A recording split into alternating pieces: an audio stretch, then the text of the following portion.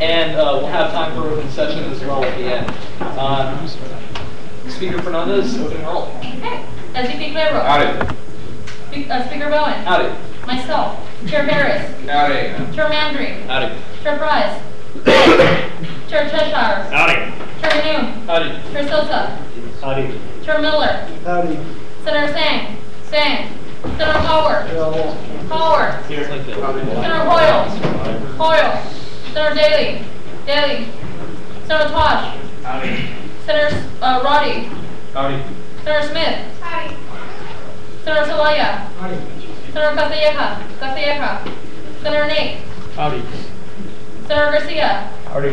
Senator Mitchell. Howdy. Senator O'Neill. Howdy. Senator Green. Senator Kasurik. Howdy. Senator Forney. Senator McCreary. Senator Carpenter. Howdy. Senator Owens. Senator Woolridge. Howdy. Senator McNutt. Senator Marlowe. Howdy. Senator Hurley. Howdy. Senator Woolsey. Howdy. Senator Boyd.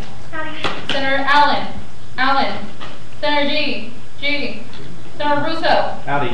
Senator Podcotter. Senator Kelly. Senator Phelps. Senator Duquay. Howdy. Senator Brown. Senator Mulley. Howdy. Senator Hawks. Senator Melendez. Howdy. Senator Williamson. Senator Weaver. Howdy. Senator Blessing. Howdy. Senator Wood. Howdy. Senator Fuente. Howdy. Senator Shamino. Howdy. Senator Pennyman. Senator Mountain. Senator Black. Howdy. Senator Bayona. Howdy. All right, with that, we're moving on. Okay, Senator Puente, indication of the pledges.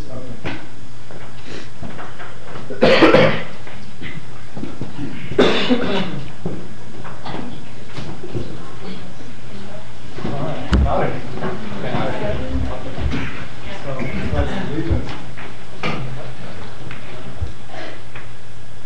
Allegiance to the flag of the United States of America and to the republic for which it stands, one nation, under God, indivisible, with liberty and justice for all. On the Texas flag, I pledge allegiance to thee, Texas, one state, under God, one and indivisible. You can everybody may bow their heads, please. Dear God, thank you for bringing us together on this Wednesday evening. We pray as we come together as a governing body that we're able to represent the student body with the utmost integrity, utmost respect, and to continue to make decisions on behalf of the student body. And God, we just pray that we're able to bless us this evening and throughout the rest of the semester. And also pray that everybody does well on their tests within the next couple of weeks. In your name, amen. Thank you, Senator Puente. There are several items for open forum. First is Nahul Kang, a history major, representing the Student Service Fee Advisory Board, who's from the class of 2014. Hey. Howdy everyone. Howdy. My name is Nahua Kang. I'm a senior history major from China. This year, I'm very honored to be selected as the new chair for the Student Service Fee Advisory Board. As some of you already know, we're trying to recruit 6 new board members this year. The application has already begun, and the deadline for the application will be February 25th. If any of you or your friends, your classmates, might be interested in serving the university through being a board member, please help us to spread the word. The more application we have this year, the better we can select a group with diversity, which will serve this university and the student body better. The application can be submitted through hard copy or online. If you want to submit online, just go to ssfab.tamu.edu. If you have any questions, you can contact me. My contact information is also on the website, which is ssfab.tamu.edu. Again, I really look forward to working with you, every one of you this year, and I hope to maintain a good relationship with the Student Senate. That's all. Thanks again. Yeah, you're There you go.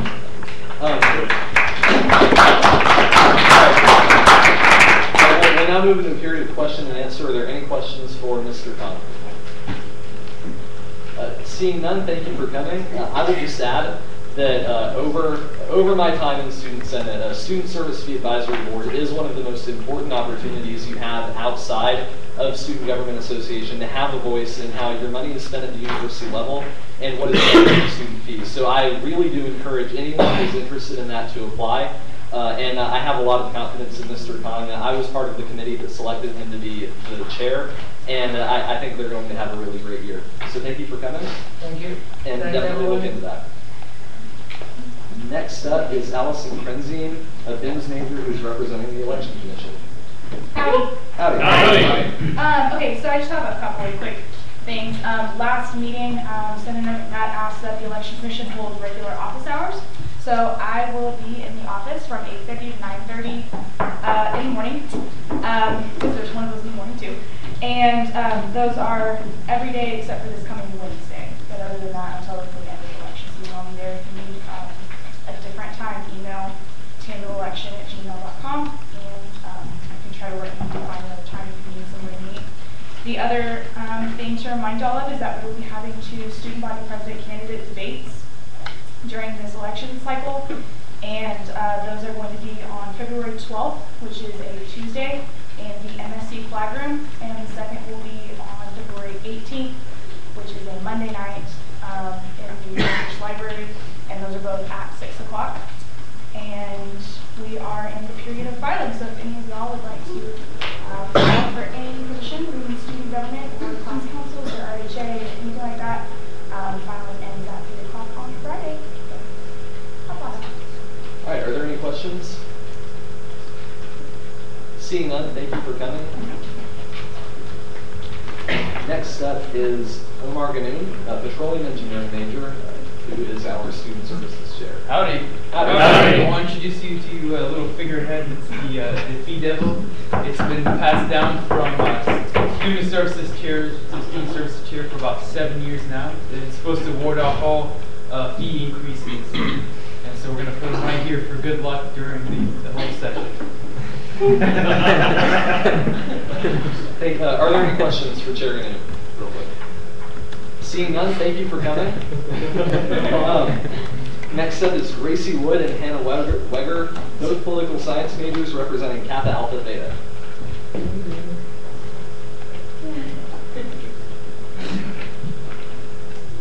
Howdy.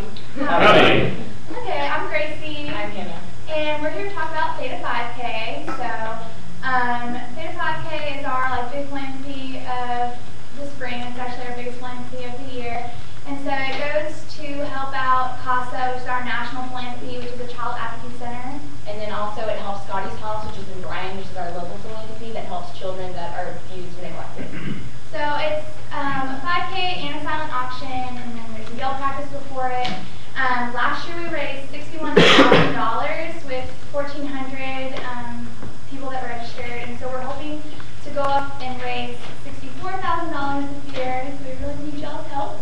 And the event is at 1503 Athens, which is the Kappa Alpha Theta House. And then also, if you sign up, you get a free shirt. So, woo. And on top of that, not only do you can you run in the 5K, but you can also skateboard, you can bring your dog, you can ride a bike. So if you want to be different, go ahead and do that too. Yeah, I don't be a runner. And so the thing is we have a packet, and so Hannah or I will have it every Senate meeting. If people and y'all sign up from Senate to us before March 8th, then we can get Senate's logo on the back of the shirt, just for publicity and that kind of thing. So I'll have it. If you want to sign up, it's $15, and it's a really good cause. So Thanks and gig 'em.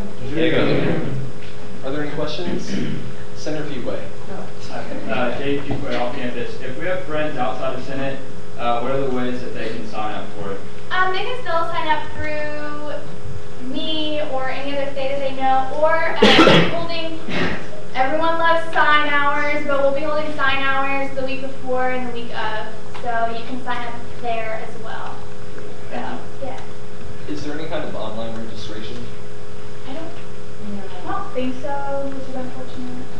But it's just all the tables and stuff will be at like common places, so like H2O, MSC, Barrington Plaza, places that go to the West Campus.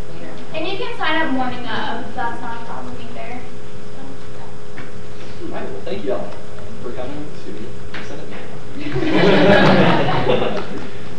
And that concludes open forum. We will be reading our mission statement and core values. Senator Russo.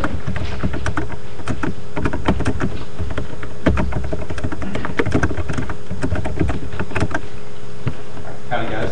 Howdy. The Texas A&M University Student Senate represents all students in order to enhance the Texas A&M experience within our university and communities through research, legislation, and advocacy in accordance with the core values of our institution. Thank you. So the first item on the agenda is a special presentation from BJ Crane, who is the Vice President of Finance and CFO of the Texas A&M. Thank you for coming. Yes, and if you could please, out of respect for our guests, close your laptops. Other than that. Howdy. Howdy. Can I put this on now? I think he's taller than I am. Okay, I think the agenda may be just a little bit misleading. We were hoping athletics might be able to come and do a presentation, but it turns out that it happens to be the small thing called signing day today. And I think a lot of the athletic reps are busy doing things. So what I wanted to do is just kind of talk through just some of the basics of the funding request that is kind of on the table, or the funding conversation anyway. And mainly, I'm here, Deborah Wright is here, who's the Associate Vice President for Budget and Planning, so she'll also be able to answer any questions that any of you may want to ask us. I think something's on the agenda for you to vote on later.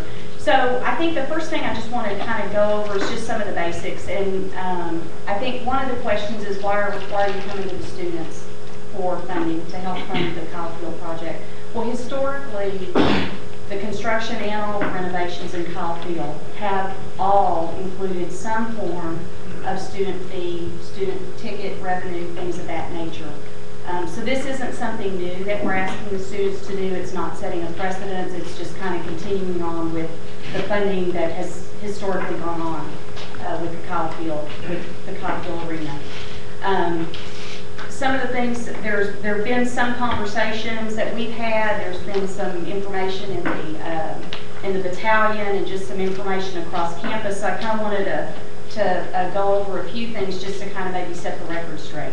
So the Kyle Field renovation will be substantial. There will be renderings that will be going out to the entire student body probably within the next week or so all of you can really see what the expectations are for that arena. But the east side renovations are substantial. The bottom bowl will be completely rebuilt. The second and third decks won't be rebuilt, but basically everything but the concrete will be new. The entrance and egress will be extremely enhanced. Right now it's really hard to get in and out of the east side, so there will be escalators, there will be additional ramps and staircases and things. The concessions will be improved, the restrooms will be redone and enhanced, ADA issues will be addressed. Right now there's very few, limited seating for any students with disabilities and things of that nature. So I just want to make sure that, everybody understands there are some significant and substantial renovations that will be done over the whole arena, but specifically to the student side as well. So all of that, comes with a cost. So the east side renovation is about $95 million, and we're taking about $20 million off the table because there's some contemplation for some alumni seating on the student side where it is now. So we're just trying to pare it down to exactly what the students are going to benefit from. So that $75 million kind of calculates out to about $4.9 million in recurring debt that will be necessary to fund that east side renovation. And so basically that's the question that the president has put to the student leadership, and I think Scott has brought it to you so that we can generate some conversation and discussion. And the question that the president has asked is, what is the recommendation of the student body for funding this $75 million.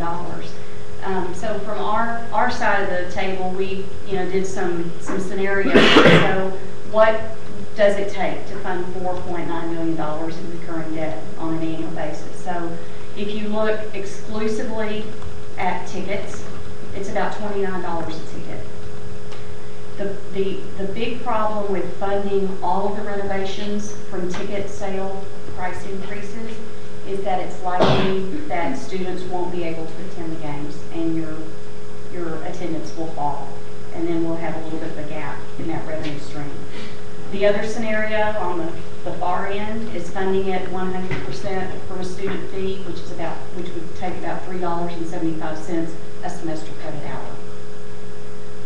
The other option, of course, is some mixture of that, and I think you've heard, the 3/5, 2/5 proposal that's kind of floated around a little bit. So that's kind of what I wanted to say to you. I think we've heard a little bit of conversation going on about the university advancement fee and some reserves that were there. We are currently working. There are no reserves. But what we are currently working on is a reallocation. And what we're asking the colleges and the divisions to do is to put forward a certain percentage from their operating budgets and allow some of the institutional goals to be reviewed and assessed and evaluated, and possibly have those dollars reallocated to whether it be Action 2015 goals, whether it be deferred maintenance. Currently on this campus, we had consultants come in on our deferred maintenance, and in order to keep our buildings in top-notch shape, we need to devote $26 million a year to deferred maintenance, and currently we're only $15 million a year. So we're going to look and see if some of that money needs to go into more deferred maintenance on this campus. So that's kind of some of the things that we've been hearing. Just wanted you to have some good, solid facts before you talk about this anymore, have any more conversations. If there are any other conversation or questions that y'all have, Deborah and I'll try to answer. She's smarter than I am. So. All right. Does that conclude your presentation? Yes, that's it. Thank you. We'll now move into question and answer. First up is Chair Miller. Chair Miller, CA. I was just wondering, so I know you talked about some of the renovations, but how many seats, will there be any seat increases on the student side, or are we looking at them basically staying the same, or? Yeah, this would, the scenario that we're looking at would maintain the number of seats for the students, which, and I think, I'm just going to say this, I think you all know this. At A&M, the 23 to 30,000 student seats that are sold is significantly higher, than any of the other SEC schools. Even that little school down the road from us sells about 8,000 student tickets, and so we're trying to maintain that number of students in the stadium. Thank you. Sure. Senator Mandry. Chair Mandry, Academic Affairs. If you look at the proportion that students are paying, I believe it's around 17%. What is the precedent for prior renovations? What kind of percentages of students? Well, what we're trying to do in this scenario is only ask the students to pay for the portion that will directly affect the east side. In prior renovations, for example, when the third deck was added on the west side, the students paid a portion of that. And I apologize, we don't have very succinct records from back when Kyle Field was initially constructed and through those renovations. Some of them happened in the 50s, some of them in the 60s. We just know from the funding information that there were student fees and ticket revenues included in that. Senator Woolsey. Senator Woolsey, Northside. So are you saying that there are no reserves at all that we can pull money from to fund this instead of pulling it from student fees? Well, we have reserves, and obviously we need to have reserves to have a financially sound university. But our reserves right now, so if they're state fund reserves, we cannot use them for athletics. If they're academic, so I guess what's hard to explain is we have a level of reserves, and those reserve has some commitments against them. So all the colleges at the end of the year are required to put forward all of their commitments against any funds that are outstanding.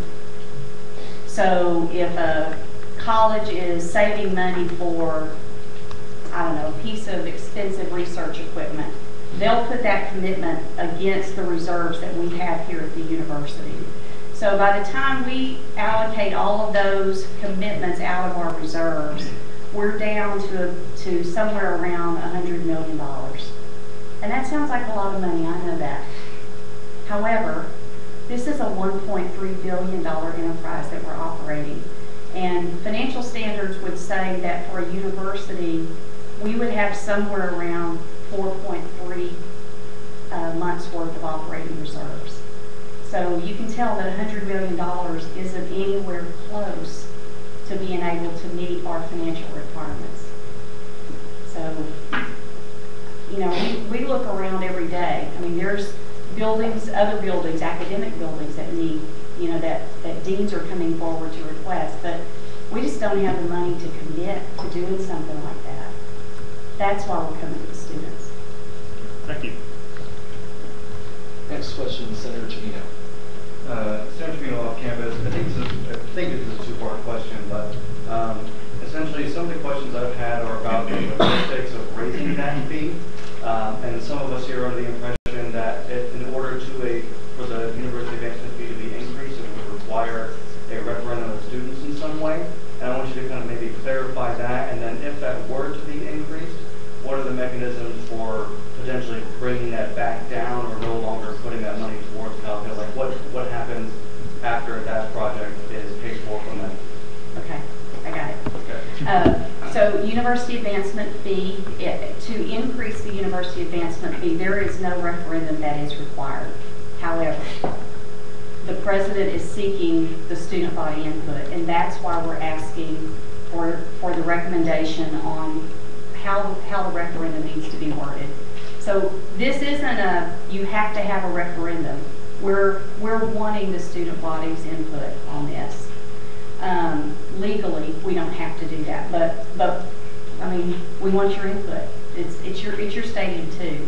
And then I think the second part of the question is what happens with the money at the end of the debt funding. It goes away. So I hopefully won't be here by then, but it goes away. It is a 30-year debt. Yeah. So, and you know, the question has been what happens if the student body, the student body increases, or we sell more tickets or something. All of that portion of that, you know, university advancement fee, ticket sales, whatever it is, it's going to be dedicated, and it's going to go to Kyle Field. And if we pay off the debt, that portion of the debt, 3 years sooner than we anticipated, we can stop, you know, we can cut that piece of the UAF off. Sure. Okay, next question, Chair Sisson. John, Mr. Speaker. Actually, a quick point of information, Mr. Speaker. State your point. Is what Ms. Crane described, is that binding in any way by the university?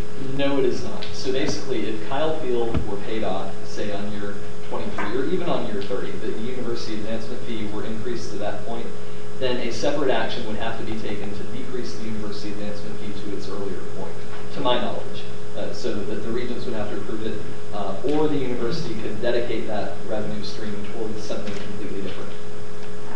I'll challenge you a little bit. On that, what we can do is just basically when that referendum comes forward, it can say until the debt is exhausted. And that would automatically take it down. And it we do not require board or regent approval as well. Thank you. Next question, Chair Cheshire. Howdy, Chair Cheshire, Legislative Affairs. Previous increases in the amount of seating that you say have been funded by fee have also resulted in an increase in student seating as well. It's interesting that you note that this expansion is going to maintain the size of the student body, but we could maintain the size of the student body at Kyle Field right now without $46 a semester. So how do you sort of rectify that in that you're giving us something when in reality you're not giving us increased seating at all? Well, you're getting an enhanced arena. You're getting concessions, you're getting restrooms, you're getting concourses, you're getting egress that you don't have right now. You're getting larger seats. I mean, it's a definite improvement. So even though the number of seats aren't going to be expanded, the whole arena is going to be improved. Thank you. The chair will advise the body that only 10 seconds remain in the period for question and answer. So is there a motion to increase? Chair Miller. 5 minutes. Okay, a motion has been made to increase question and answer by 5 minutes. All in favor say aye. Aye. All opposed say nay. Passes. The next question goes to Chair Green. Chair Green of Student Services. Thanks for coming to speak to us tonight. I know you mentioned that if we were to increase we were to get the funding from ticket increases from the students, that student attendance would drop. But that would mean that students don't really want to pay that much. So why even renovate the student side of Kyle Field? Well, I mean, I think that's just one of the unintended consequences of it. I mean, the same thing could happen with the alumni side. If you increase prices too much, the demand's going to go down. So I'm just saying that's always a possibility. I'm not saying it's a definite. Okay. Senator Russo. Senator Russo, off campus. I was wondering, you mentioned that $95 million of renovations are happening on the east side in total. What percentage of that is devoted strictly to the first deck? I don't know the answer to that question, but we could get that for you. Thank you. Sure. Chair Harris. Withdrawn. Senator Woolsey. Senator Woolsey, my question kind of plays along with what Senator Russo said. If a lot of the renovations are going to be going to the first deck on the student section side, has there been any looking into raising the visiting team prices for tickets? I think increased ticket prices across the board will be contemplated. That's going to be one of the funding sources, possibly. Excuse me. Yeah. Senator Russo. Feel like a ping pong ball. Where is it? Senator Russo, off campus. So, in light of the fact that the university recently created the university advancement fee through a legal loophole that allows y'all to not use the legislature to approve a new fee, and also in the past, the student body has been required to vote in a referendum to approve a certain amount of fee increases. How can we expect accountability? What method of accountability do we have to make sure that the growth rate of these fees is controlled? Well, I think one of the things that we have in place right now is the creation of the Council for Strategic Budgeting. All of the university advancement fee information, all of the allocations are posted on that website, so you see exactly where that money's going. And I learned today that is it's csb.tamu.edu. So that'll tell you all about the council, the charge, who the members are, and it will also show you the allocation before it was the new fee was created, and then after the new fee was created. And if I might add on to what BJ's saying, we also have the Tuition and Fee Advisory Council, the majority of which are student members. So any fee increase will come through that process, and talk to your members that are here or your other members and ask them. I mean, it's a pretty thorough process. Thank you. Sure. Chair Miller. Withdrawn. Senator Tonino. Just real briefly, we already talked about this a little bit, but I want to clarify because it's in our current legislation regarding the referendum. If the students oppose an increase, the language says they oppose increasing sports pass prices and the student fee, then what does it say? I'm sorry. Then they would rather have the funds be generated by the university advancement fee. So approving would be an increase in fees and costs of sports passes, and opposing would be saying that they want it to come out of the university advancement fee. Can you just clarify, just for one last time, if that's actually possible, and what are the options? Like, if the opinion that we want it from the university advancement fee, what happens then? Okay, so if the referendum if the results of the referendum would indicate that the student body wanted the the funding to come from the university advancement fee, what we would do is we would then take that forward to the president for his for his approval. If he then approved that, then we do have to go to the Board of Regents to get that fee approved, and that would be at the May board meeting. I will tell you, and I think all of y'all are very well aware, our Board of Regents, the current members of the Board of Regents are very concerned about keeping costs low and holding tuition and fee costs down. When the chancellor this year kind of initiated the tuition and fee review process on the campuses, the one thing he did say was any fee increases that were considered by the board would have to be passed by a referendum of a significant portion of your students. So, does that answer your question? Okay. Once the board approves it, we can move forward and implement it. Chair Sosa. Hi, Chair Sosa, Finance. Has the Council for Strategic Budgeting finished hearing requests for funding from the UAF?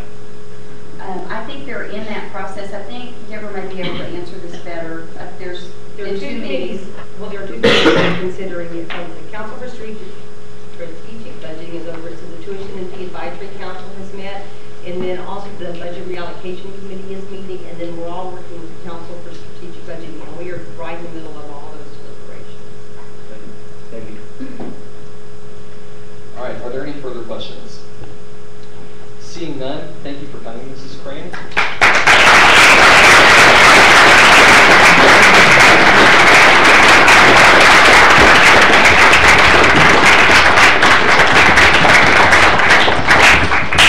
And we will move into new business, or into old business section, and begin voting on bills.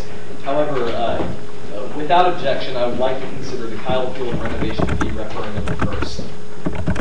Are there any objections to that? Seeing none, I will begin my presentation. Mr. Speaker, I move for a 30-second recess for everyone to go and get their clickers so that there's not chaos during the presentation. As long as no one leaves the room, that motion has been made and seconded by me. So we'll see, all in favor say aye. Aye. All opposed say nay. 30 seconds.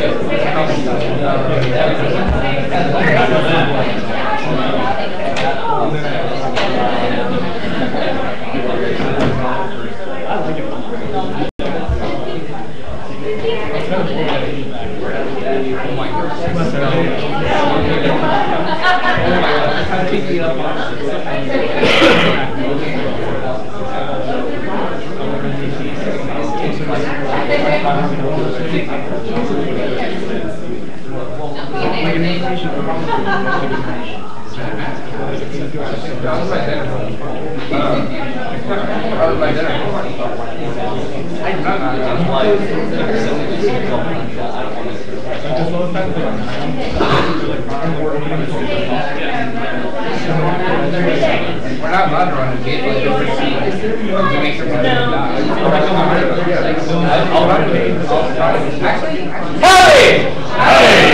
Alright, well, this is the bill that we're discussing, and that was a great presentation by Mrs. Crane. And basically, not a whole lot has changed since last time I presented this. If I could scroll down some The only changes that have been made are there was a slight miscalculation for the amount of the fee. So my original assumption was that the $155 per semester credit hour was only for the first 12 hours, but it is actually for the first 15 hours. So that amount goes up a little bit from $18.60 per semester to $23.25 per semester if the fee is implemented. I also had slightly inaccurate numbers on the total amount of the university advancement fee. It's not $120 million, it's actually $113 million. And I sent out an email today that shows a very high up level description of where that money goes.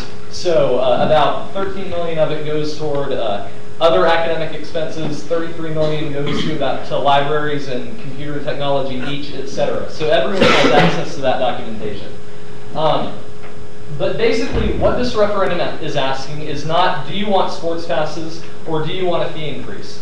What it is it's saying that it is the opinion of the Senate that the money is already there. The $1326.09 we pay every semester in the university advancement fee is a substantial amount of money, almost a mind-blowing amount of money, that is going to increase every year as enrollment goes up, and that within that amount of money, there is more than enough to pay for the Kyle Field renovation student contribution.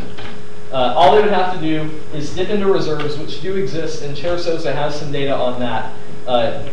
There is a lot of money in reserves. In fact, the entire point of the university advancement fee was to allow the university to dip into reserves to pay for things like this.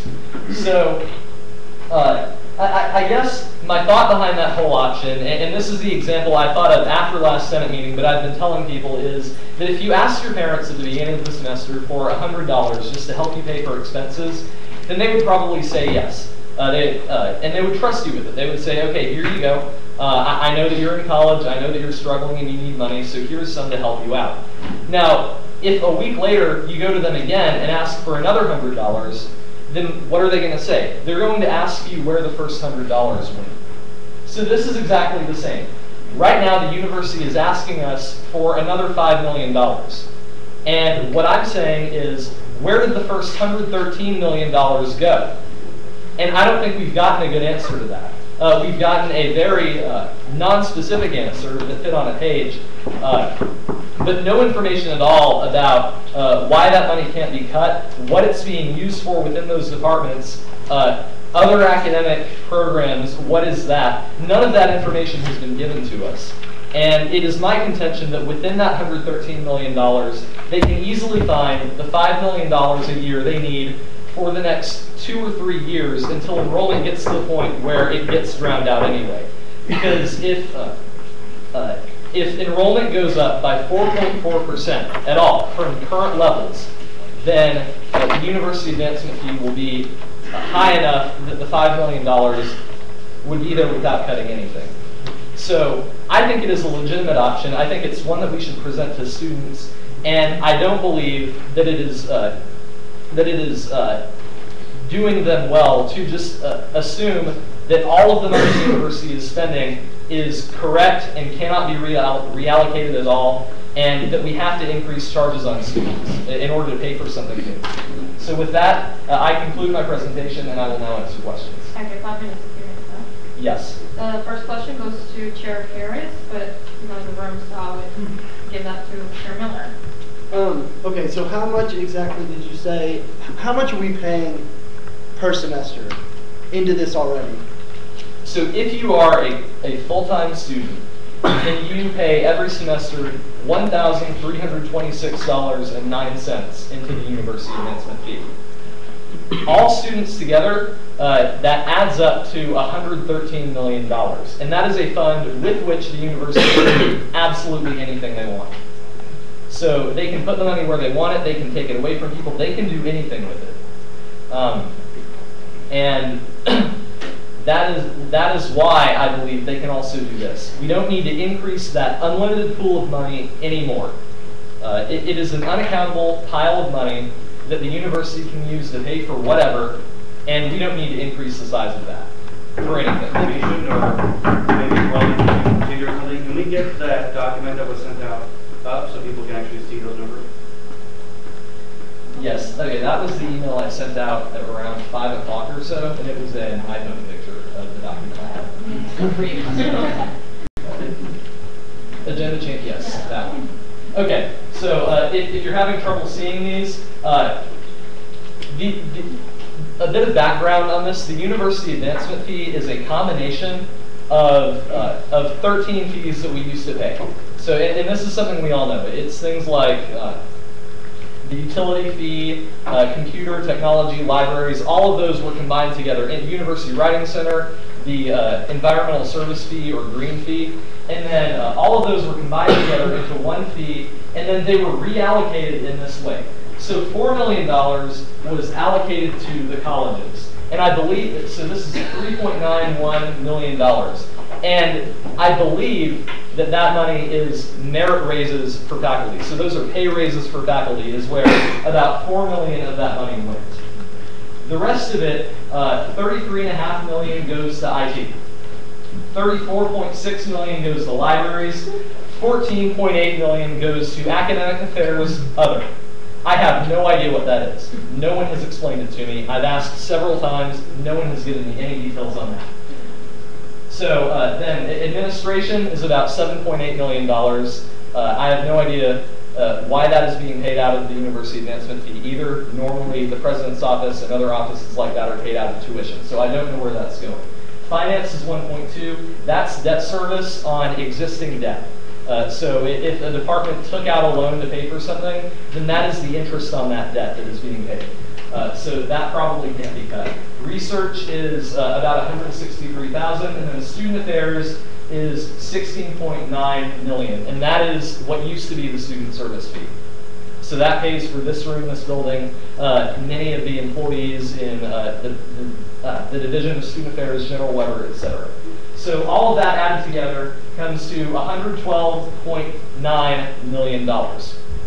So does that answer your question? That was a question I was wanted, but that was good to see, sorry. Oh, okay. Harris? Appreciate that. Harris, 2 minutes. Mr. Speaker, just real quick, as you know, we had the CFO of the university here. She outlined that we have approximately, I believe, I think she said $100 million in the account that hasn't been allocated already. Obviously, the university can't spend that would be we're needing $75 million. We have $100 million. Can't spend 3/4 of our remaining budget on improvements in athletic field. So how are we going to, if we don't make a student fee, if we don't make a student pay for this, how are we going to pay for this? That's $100 million per year that is yet to be allocated, and the $75 million is over the life of the bond. So that comes out to about $4.93 million per year after debt service, so after interest. So it's basically like taking out a mortgage on your house. If your house costs $150,000, then you take out a $150,000 loan, pay for it immediately, and then you pay payments on that loan to the bank. So this is the same principle. That $100 million is cash that we have sitting around, to my knowledge. That is in reserves. So the $75 million wouldn't come out of that. Only $5 million would this year, and then every year for the next 30 years, or until that debt is paid off. My contention is that after a few years, enrollment will grow to the point, and we know enrollment is going up based on 25 by 25. That was something that happened after I'd already predicted 2% enrollment growth per year. So, eventually that $5 million will just be a rounding error on the amount of the university advancement fee. Madam Speaker, I move to increase the time for question and answer by 5 minutes. Any 20 seconds? All in favor of increasing the time by 5 minutes? Please say aye. Aye. All against? Okay. Okay. And 5 more minutes. And the next question goes to Senator Shamina. So, I guess brief preface, because of what you said earlier, this information shows where if we were to fund it from the university advancement fee, the money would come from, what part of the university that would come from. And I guess I want to ask if you're comfortable paying for a football stadium by having, for the next 30 years, $1.5 million out of IT, $1.5 million out of the library, $500,000 out of academic affairs, $750,000 out of student affairs, out of the finance. How is it that you're willing to take student fees and remove all of those services to pay for a football game? So I guess my answer to that would be kind of the question posed back to you, which is, do you believe that... Quick point of information, Scott. State your point. Or, I'm sorry, Madam Speaker. Is the shown reduction a suggestion to pay for the $5 million in renovations now, or is that for a proposed budget reduction from the... I'll go. This proposal, this $5 million is what the university is already planning to do as far as strategic budgeting. So that is $5 million that they have already said it's coming out of these departments and we're going to do whatever with it. Deferred maintenance, spend it on Action 2015. Basically, there's a committee put together to evaluate proposals for using that $5 million already. So that decision has been made, to my knowledge. But I guess did that answer your point? So quite simply, am I correct in assessing that this is not the proposal for how we pay for Kyle Field, this is something completely different that's already been decided on? Yes. So this $5 million over here, I would honestly advise ignoring it, because basically what it is just a flat percentage of every single fee, added up to $5 million. So this is a proposal for where they're already planning to take money out of these departments. So I guess with that, can I kind of revise my question to be more clear? Yes, you may. So I guess since those numbers aren't the actual number, would you be willing to take a comparable amount of money out of each one of those sections to pay for football? Because if those are already doing things like maintenance of the university and other things that they're already kind of considering, they probably won't take out $5 million. So would you be willing to take even more out of IT, even more out of libraries, academic affairs, research? Okay. Before I answer your question, I will point out that the student body president has privileges to ask questions of bill authors. However, he is not here, so he cannot delegate those privileges to someone else. Yes, I do. Okay. So you can ask a question if you want to. But anyway, to answer your question, yes, I would be comfortable with that. And the reason is that you have to ask yourself if you believe that $33.6 million is already being spent on programs that we wanted. So IT and libraries especially have a long history of coming before Senate every single year and getting fee increases. I haven't been in Student Senate. This may be the first year, just because they don't exist anymore, that every other year I've been in Student Senate. So that's 3 years, and I know it happened before. IT and libraries have come before us and asked for a fee increase and gotten it, including this past year.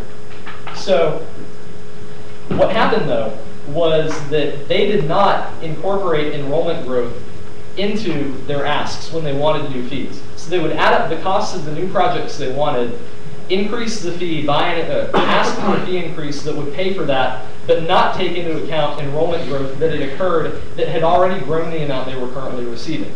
So basically they've been double dipping for many years. And because of that, they've built up gigantic reserves. That $100 million in reserves that Mrs. Crane was talking about, a lot of that is in IT and libraries. In fact, I believe that all of them have, at least to my recent knowledge, each of those has over $10 million to spare in reserves already. And so the reason for the university advancement fee was to decrease their allocations already so that they would be forced to spend down those reserves. That's why they instituted it. It's so that the university could get at that money and spend it on things they wanted. Kyle Field is something they want, so let's let them do what they wanted to do in the first place. Madam Speaker, I move to extend question and answer for the duration of 6 questions. Okay, all those in favor of extending the period of questions to the remainder of 6 questions, please say aye. Aye. All against? Okay, then we will finish the 6 questions with disregarding time. The next question goes to Senator Mitchell. Howdy, Senator Mitchell, freshman class. Scott, my question is, the $70 million, is that indefinitely we are paying the $70 million, or like were there any students, was any student being taken into consideration when they were drawing up the student side and they decided to make all these renovations? Because like stuff like an escalator, like an escalator is not very, red ass. Like you know, like you see what I'm saying? Like, do we need that nice of a stadium? Is what I'm asking you. Was any student input put into that? So what they will tell you is that they took remember that Kyle Field survey they sent out at the beginning of the year that asked some questions, that they sent it to everyone's email address and people responded. That is what they will cite as the student input that was solicited in order to make these changes. However, the $75 million number and what that actually goes toward, that did not come from students. Basically, we were all brought into a meeting and told that these are the changes that are going to be made, that has been decided, and you're paying $75 million for it. So up until that point, I don't know of any student opinion that was solicited besides that one survey. Can I have a brief follow-up? In the interest of time, I will. Yeah, I don't think you can because of the 6. Yeah, that is true. The next question goes to Senator Cheshire. He's not here. Woolridge. Senator Woolridge, Liberal Arts. My question is, so in the presentation earlier, she talks about how there's $100 million in reserves, but some of that is, it's kind of an earmark, or, we can't spend, certain money, this chunk of it has to be spent on academics, this chunk has to be spent there. So if you take that into consideration, out of the $100 million, what is available that could actually be spent on this? I don't know. Well, let me first explain what she was saying when she said that. The money that is used to run all of these departments and colleges at the university, I like to describe the entire university as institutional spaghetti because of this, but it all comes from a lot of different sources. Some of it comes from tuition, some of it comes from the state, some of it comes from fees, and many of these fees were dedicated. So when we used to have a computer and IT fee that went to the IT department, they had to spend that money on fees. So when she says that a lot of this money is dedicated, then that means those dollars cannot be spent on anything except the purpose for which they were originally collected. However, what those departments can do, and in fact what the university is trying to get them to do, Mr. Vice President, you are not allowed to be on the floor. Anyway, what those fees were, what the university advancement fee is intended to do is if they cut the amount of fee that the department is receiving. So for instance, let's say IT has been collecting the IT fee for years and years and years. They've built up a massive pile of money that can only be used for IT stuff. Now they receive the funding from the university advancement fee. So if I cut their fee by $5 million, so they receive less money to pay for this year's operations using the university advancement fee, then what they can do is they can reach into those reserves, take $5 million out, and use that to cover what was lost. So in that way, it's basically a shell game. And again, the university is trying to get them to do this already by cutting money out. So that they cut their fee down, they cut their revenue stream down, they pull out reserves to cover that loss, and this new money can be used on anything. So that $5 million that they took out of their previous revenue stream can be used on something else because it came out of the university advancement fee and not the IT fee. So you could theoretically have a situation where all of the departments spend their $100 million in reserves. They each receive a $100 million cut in what they usually would have gotten from the university advancement fee, and then that new $100 million could be spent on anything. It kind of reminds me of money laundering, but that's what it is. And and again, that was the purpose of the university advancement fee. That is a feature, not a bug. I mean, I consider it a bug overall, but as long as it's a bug, we might as well use it to our advantage. So I guess did that answer your question? Next question goes to Chair Cheshire. Okay, Senator Russo. Senator Russo, off campus. So Scott, what you're talking about here is not dipping into the reserves budget permanently, but what you're talking about is budgeting it into the university advancement fee and using the reserves to make up for the revenue until the attendance increases to such a point that the increased revenue of the university advancement fee would cover up all of those losses. Yes. So basically, okay, so does everyone kind of understand that? Is there anyone who doesn't understand that? Sorry. Okay. So just really simply again, say a department is receiving $1,000 a year and they have $10,000 they're sitting on in reserves. So if you, and they used to be getting that out of a fee. So that $1,000 had to either go into reserves or be spent on something that their department does. So let's say they're only allowed to spend it on, I don't know, gas for their cars. So you have to buy $1,000 every year, and you can only spend it on that. But if you only have to spend $800 on gas every year, like if the economy went down again and gas prices went down, then they would save that up in their reserves. But that reserve money could also only be spent on gas. So let's say you create a new, so that's how the old fees used to work. If you create a new fee that doesn't have those restrictions attached to it, and you give them another $1,000, then that $1,000, they're probably still going to spend it on gas, even though they don't have to anymore. They can spend it on anything. They can buy information. Didn't the CFO say that in those reserves, many of those fees were already dedicated to certain things? That's what I'm explaining. In the university advancement fee, though, that's not changed. No, that is changed. You can spend a university advancement fee dollar on absolutely anything. There is no such thing as a dedicated university advancement fee dollar. I'm sorry, that's not what she said, though. And I think I addressed the CFO. I don't understand. If she said it was dedicated, what she probably meant was that it was already decided where that was going. So, I guess I'll yeah, out of order. So she said there was a lot of money left in the university advancement fee to reuse. So like these are all dedications of the university advancement fee. So 667 has been dedicated to architecture, etc. But legally, a university advancement fee dollar can go absolutely anywhere, including to Kyle Field. But I guess to get to my previous point, though, it is this new kind of money they can use for absolutely anything. So if you cut down the amount they get, then it forces them to start using the old dollars, the dirty dollars that they can only spend on a certain thing. Then once all of those are down, they have more flexibility with what they can do with their money.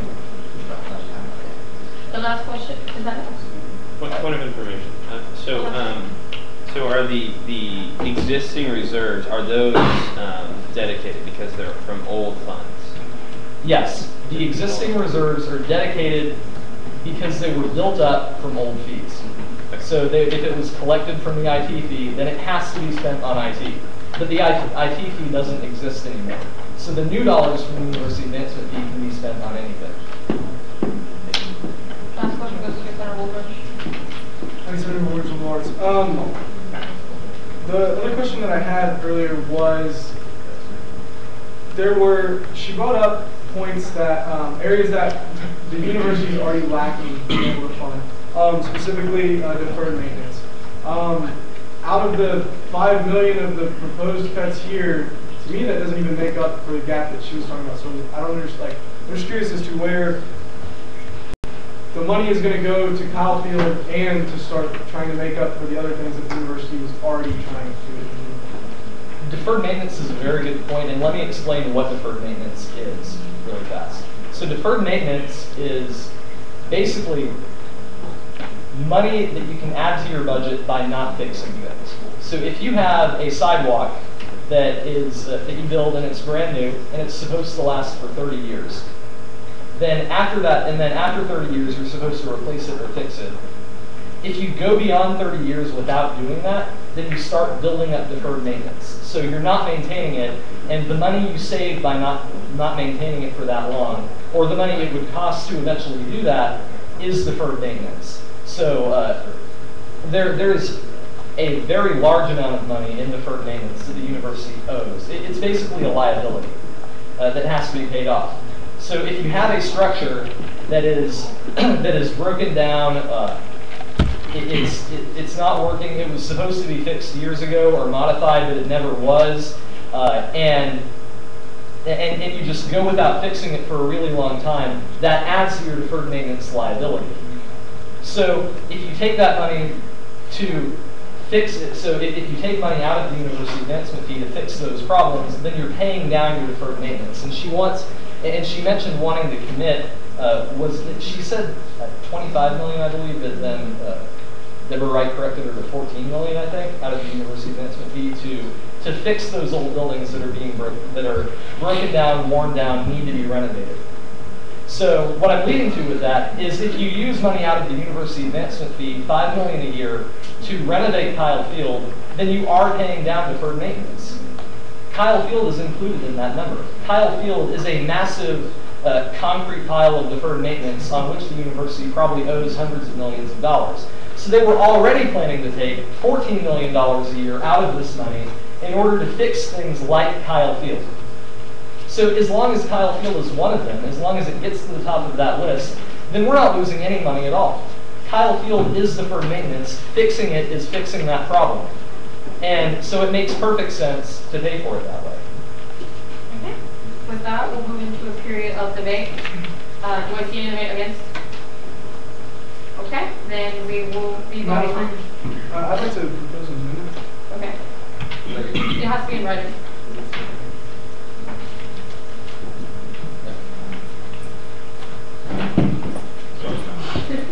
Risk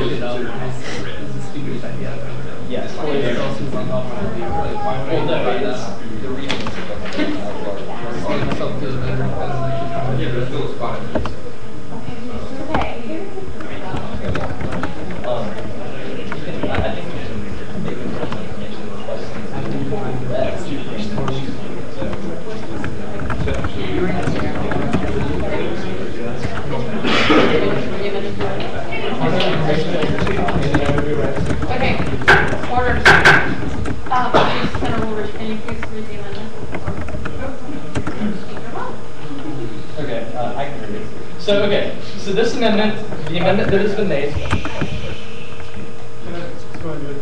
Like, I haven't finished, but I just wanted to be able to bring it up. Okay, so I'm not going to read through like this entire page that I have. I'm just going to hit. That was the amendment. You have to read it. Well, can I hit the specific spots that it's amended? Because I've got like entire enacted 3 clause here, but there's only like 2 sentences. Yes, it has to be read. Okay.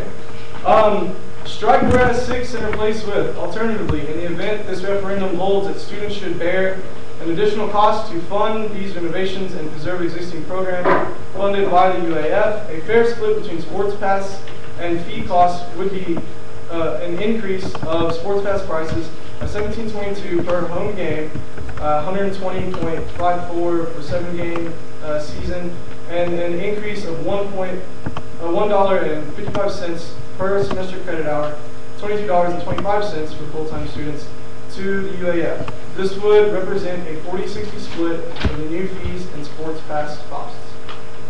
Strike enacted 3 and replace with. The following questions shall be placed on the ballot, as well as a link to the final copy of this bill in full.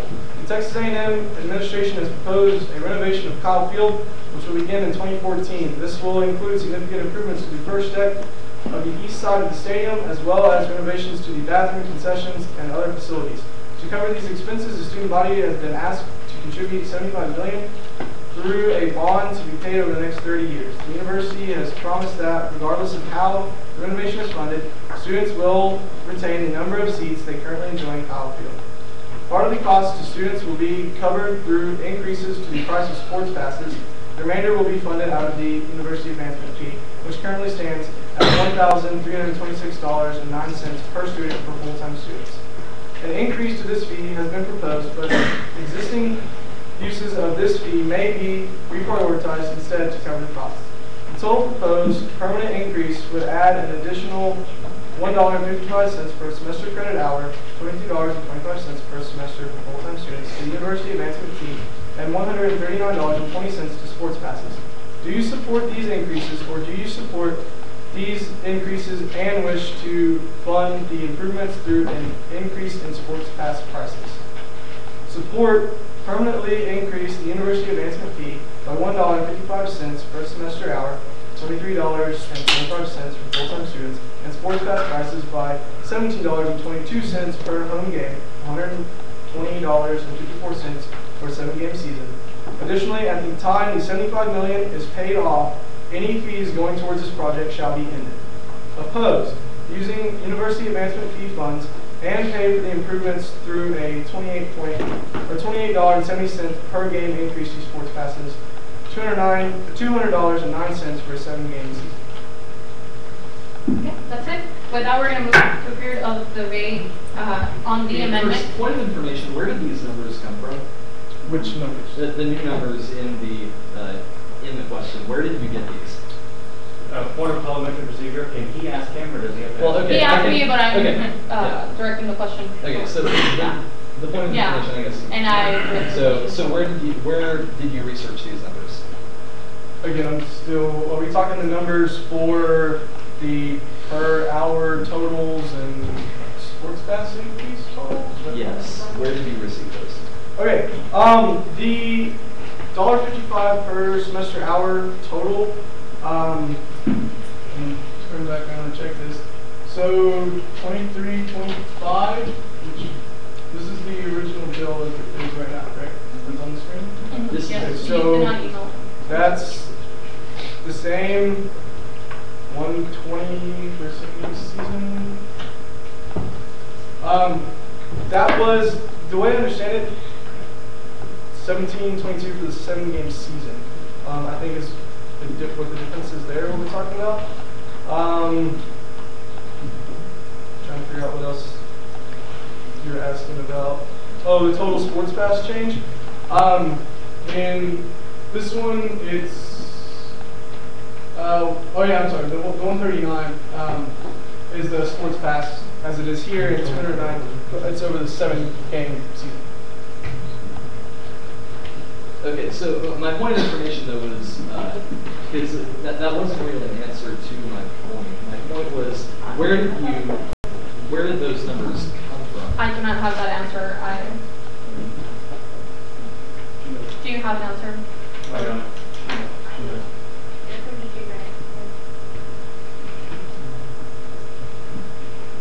Okay, you can answer Scott, Speaker Bowen's question. Speaker Bowen, the numbers are Okay. To the best of my knowledge, these numbers reflect everything from that office. Okay. Thanks. Okay, with that, we're going to move to period debate on the amendment. Point of information, is Zach Wooldridge the sponsor of this amendment, or BJ Crane? Perfect. I didn't. That's irrelevant. That is, yeah. With that, we're going to move to a period of debate on the amendment, and we have Speaker Bowen debating against. 2.5 minutes.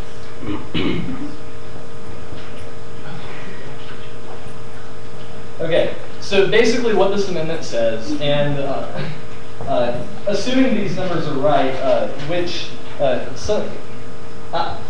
were you sent these numbers in an email? Like, is there a copy of this so that we can see? Because I think that was the email that Mark sent you.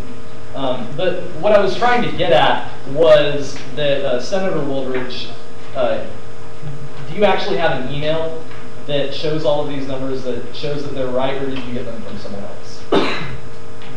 Anyway, I'm doing a simple nod, yes or no would be fine. But anyway,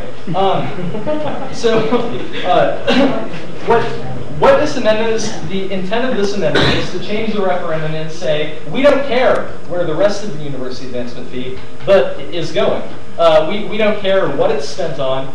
But all we are going to do is tell the students, okay, this is how it's going to be. You're either going to have a fee increase or your sports passes are going to go up. and that's it. Some choice we're giving the student body. That's you get a referendum whether you want it or not. You get a fee increase or a sports pass increase whether you want it or not. And we, the student government, are going to tell you that. That's disgusting. There has been no transparency at all on the university advancement fee. Those numbers I gave earlier, they are so non-specific as to be almost worthless. And I just don't trust that that fee has been spent in a manner that has been transparent as was originally promised. And so I have not been told any reason why this $5 million can't come out of the university advancement fee, especially when Deborah Wright and DJ Crane just told us that they're planning to set aside $14 million from it to fix decrepit buildings.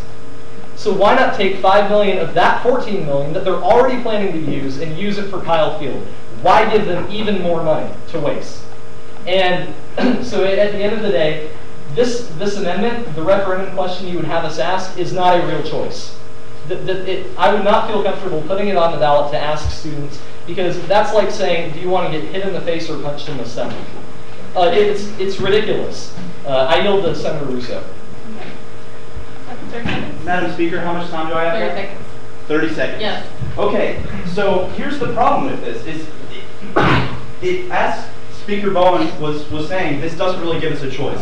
What we're trying to do right now is, based on the limited information we have, try to parse through all of this and see how we can spend this university advancement fee. What we were talking about is basically using the enrollment growth that we're going to see in order to pay for those increases that are proposed, and this allows us zero real choice. Okay. Amending 4, we have. Madam Speaker, I move the previous question. Yeah. It's out of order because we have Chair Harris. Point of information. Yes. Can you clarify the specifics of the change? Because I think some people are more aware than others. Like maybe read the last Of the one. amendment? Yeah. That's why EDO Party just emailed the amendment to everyone so they can be reading it. Okay. Okay. Thank you. Thanks, yeah. Please go ahead. You want me to wait and keep the Yeah, please.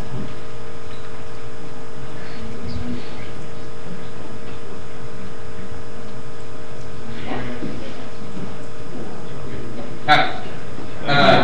Guys, okay, let's go back to square one real quick. So earlier I asked Speaker Bowen a question about this $100 million of rainy day fund that we have to operate this wonderful place that we attend.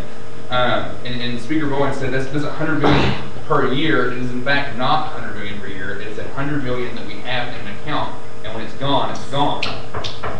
Okay, so basically the main point I want to make here, guys, you cannot lie to the student body. This money will come from the students.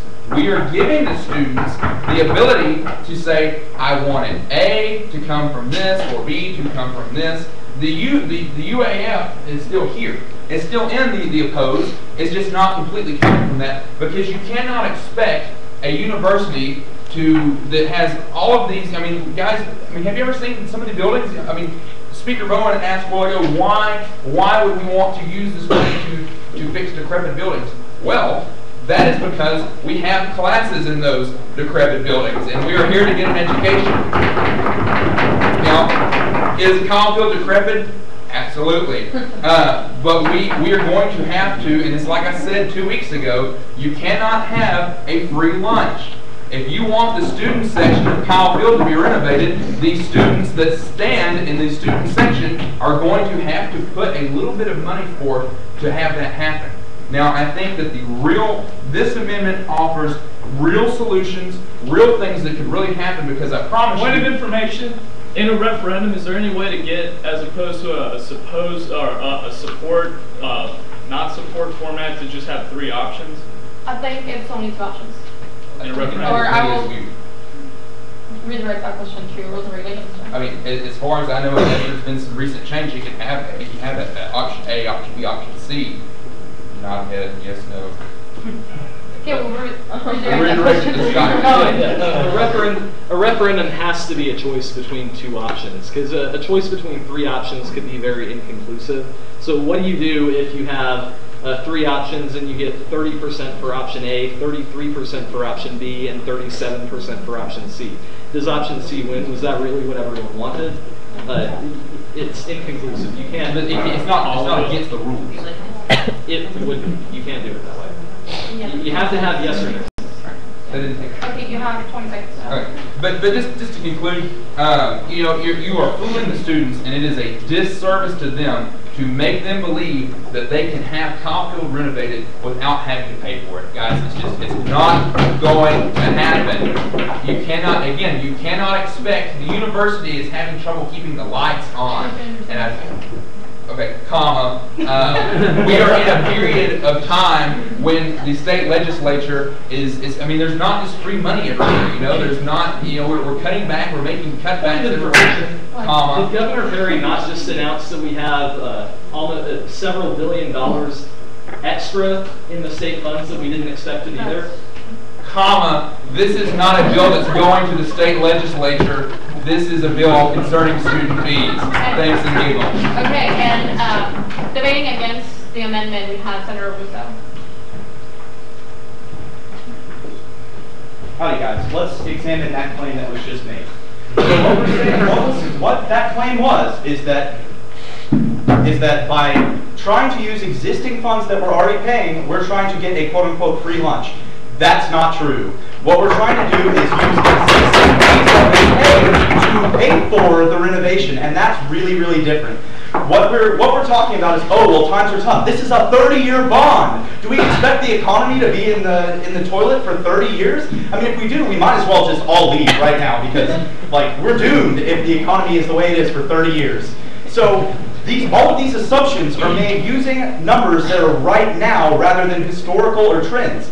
So, you know, we're talking about, when we're talking about using exclusively UAF funds and trying to find ways to reallocate, is for the next 30 years funding that 4.93 million.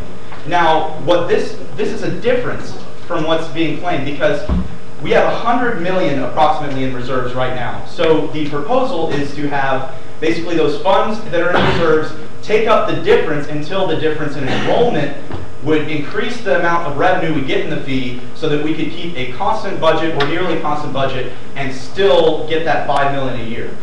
So that's the big difference here. And look, this is more about accountability than anything. What we're saying here, if we just say, okay, you know what, take the money and run with it. To my knowledge, since I've been here, the university has broken what it said about every single fee increase and almost every single promise they've made. Here are the examples. The MSC renovation. Well, you know, we were told that it would be closing stages so that it would be open to all students in at least a portion. Well, they didn't meet their fundraising goals, so they went back on that because it was cheaper. Well, that's a broken promise. We went to the green fee, where we said, okay, well, it'll sunset in a little bit. Well, it was one of the fees that was rolled into the UAF, so what's the sunset? Where is it? There's no sunset. The next point that we have is that mandatory meal plans on campus. We were promised that hours of operation would stay the same, we wouldn't see any reduction, and now what happens? Hours of operation for Savisa are reduced. So this sort of thing is just writing a blank check, it's offering an alternative that's increasing the cost of education no matter what. And I don't think that's the way that we need to go. Thank you. Okay. Fourth, we have Senator Woolbridge.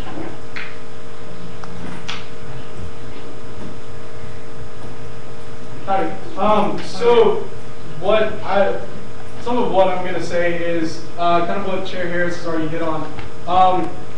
And some is what Speaker Bowen hit on. First, okay, I understand the analogy of the choice between punch in the face and punch in the gut, I think it was. But that said, what we're doing, if we don't do this amendment, if we go as the bill reads, it's going to be, we're going to say, hey, we don't want you to punch us in either place, and then they're still going to make the decision. It's been made pretty clear that we are going to pay for this, and they are not going to allocate funds from existing UAF. So, point of information, did Mrs. Crane ever say that it was not possible to allocate out of the existing UAF funds? She said that it was not possible. sorry. I would say pay attention, I would say something else. Did she ever state that it was not possible to pay for this with existing UAF funds? She said that we could. Yeah. Okay.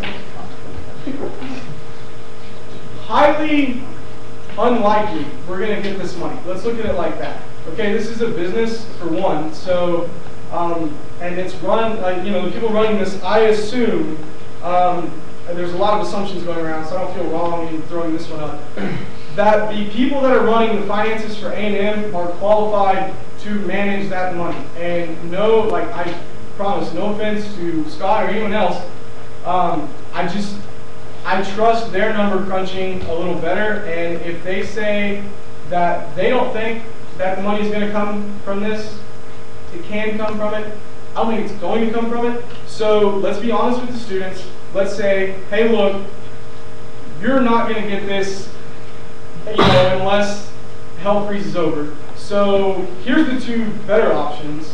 Let's put them on the table. Let's let the students look at those. And be realistic about the chances of actually getting UAF funds to pay for this. With that, I yield to Rob. Okay, so just to clarify on the hell no question, when I asked her specifically at the very end to say, can you please clarify what would happen if we said that we oppose and only want to come from the university advancement fee, what she said was that would be the official opinion of the student body. They would have to take it to the student, I think the president, who would take it to the board of regents, who would have to approve, will have to look at that opinion and involve it in that decision. So it would be up to the board of regents, not up to us what we want to do. Madam Speaker, I move to amend the amendment. Okay. And I send the amendment to the 65th session email account. So do we need that we have to vote on that the too? amendment? Yeah, so real quick, the amendments to add. Wait. Is first parliamentary? Can you amend the amendment? Yes, you can amend, but you can't go any further than this. You can only amend the amendment. Okay, can you explain the amendment? So basically, this is to add an extra question that first says, I support the renovations and I support paying for the renovations, or I do not support the renovations and do not support paying for the renovations from student fees and increased ticket prices. So this will give the university some type of idea of if do the students support the renovating the student section or not. Okay, so with this, we move into a period of debate on the amendment to the amendment. Do I see any? Yes. How much time is left on the debate on the original amendment, and how much time is used? 5 minutes for the first amendment. And for this one? We're going to start from the beginning, which is 50 minutes, Okay. 2.5 for recognition.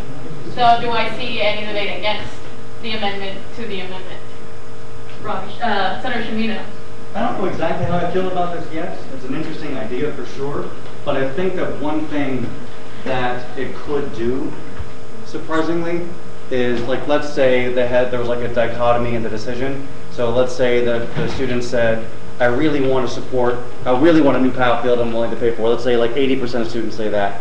And then we have the original language, which to me would say either I'm willing to pay hundreds of dollars every semester to pay for Kyle Field, or no, let's just take it from what we already got. So let's say the students say, I definitely want to pay for a new Kyle Field, and then all the students say, I definitely don't.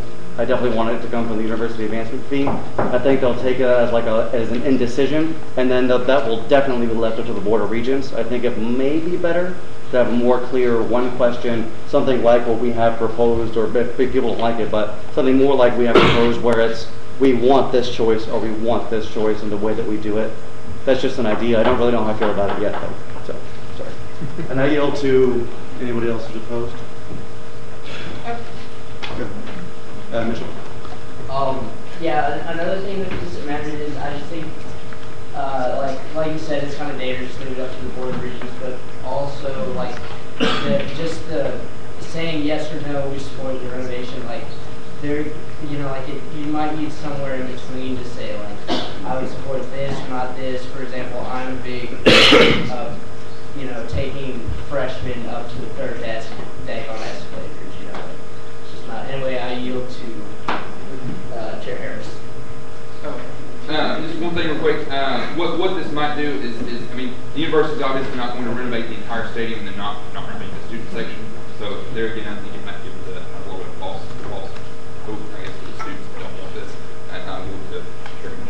actually against it at this point. I just don't want to confuse anyone with amending an amendment. So I move to previous question. Okay. All in favor of moving to previous question? For lack of For lack of. unless somebody wants to vote for it. Yeah, unless anyone wants to debate for. No? Okay. Move to, all in favor of moving to previous question, please say aye. Aye. All against, please say nay. Nay. We're going to vote on the amendment to the amendment. Madam Speaker, I move for a voice vote.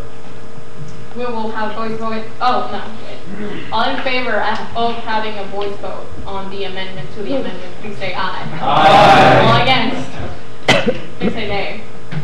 Okay, so we're going to have a voice vote on the amendment to the amendment. All in favor of the amendment to the amendment, please say aye.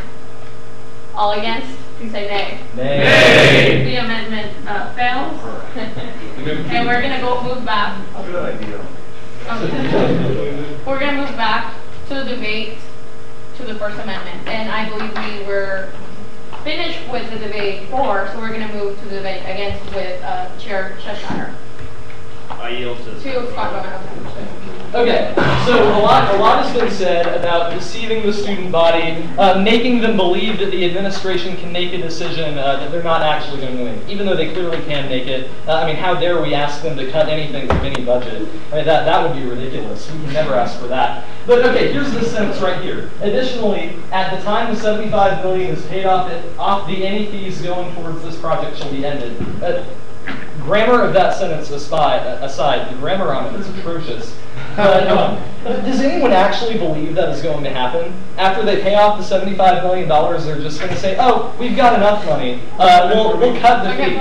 That's ridiculous. That has never happened in the history of this university or any government administration ever.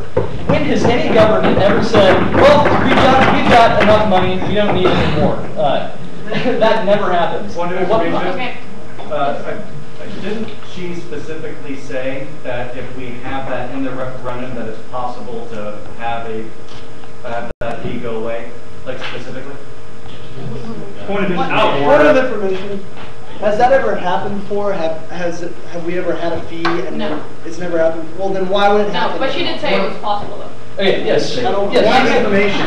Yes, Senator. Is this referendum binding or non-binding? It's not. Fine. Thank you. Okay. Yes. So it's possible. It's possible that she could, or whoever is CFO 30 years from now, and remembers this entire exchange. It could even be one of us. It's possible that that person could say, "Oh, we've got enough. We've paid off this. We've got enough money. So let's cut the fee." It's also possible that. That a shooting star could fall down from a rainbow and give us all cupcakes. It'll never, ever happen.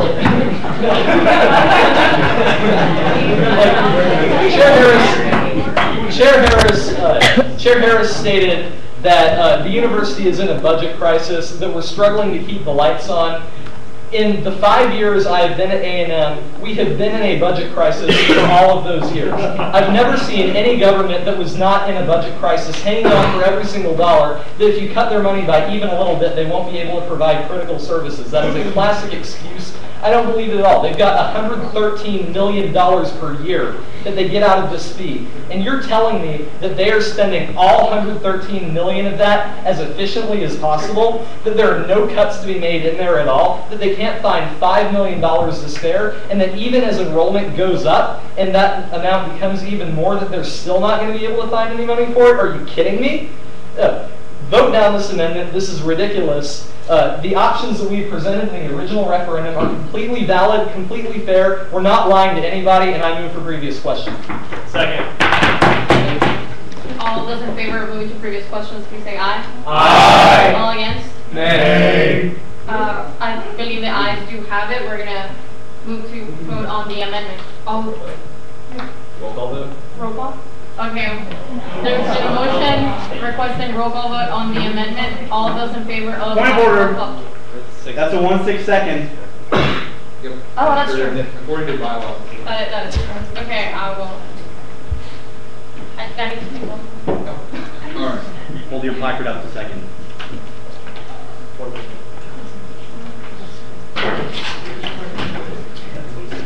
that as a 1/6 like.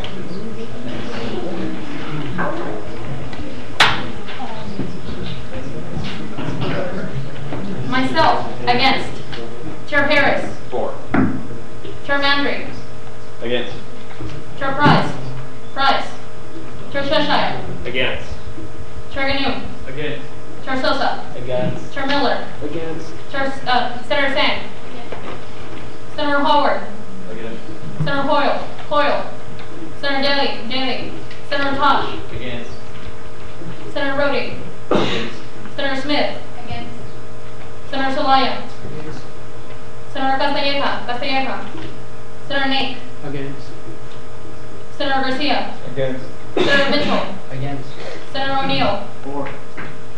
Senator Green. Senator Kasuric. Against. Senator Forney. Senator McCreary. Senator Carpenter. For. Senator Owens. Senator Woolridge. For. Senator McNutt. Senator Bryson. Marlowe. Against. Senator Hurley. Senator Woolsey. Against. Senator Boyd. Senator Allen. Senator G. Senator Russo. Against. Senator Potcotter. Senator Kelly.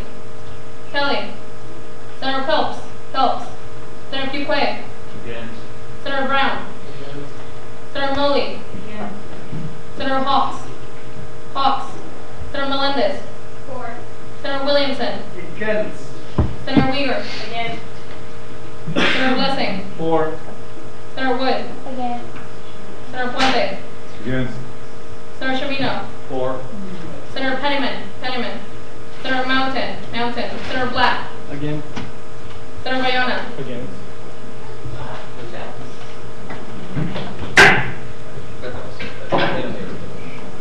You can say it. I didn't read that. It failed, but that's. Point of parliamentary inquiry. 3, 4, 5, 6, 7, 4, and the rest again. You want to? To Madam/Mr. Speaker, whichever one of you is sharing the meeting currently. How has there been any debate on the original bill? No. Okay. Actually, I'll just. Okay. So now we're going to move to a period of debate on the actual bill. Do I see any debate against? Can I move to the previous question? No, it has to be debate, and there's debate against. Senator Shamino. So, something that I think, before we kind of like talk about what I think something that we could add to this, if there were to be proposed, is the additionally at the time of the $75 million being paid off, any fees going towards this project shall be ended. So I think that can be something, because you specifically said that it's possible for us to get rid of that fee, I think that should be included in that first option. So when I'm done, if somebody wants to do that, it'd be rad. If not, I'll probably do it.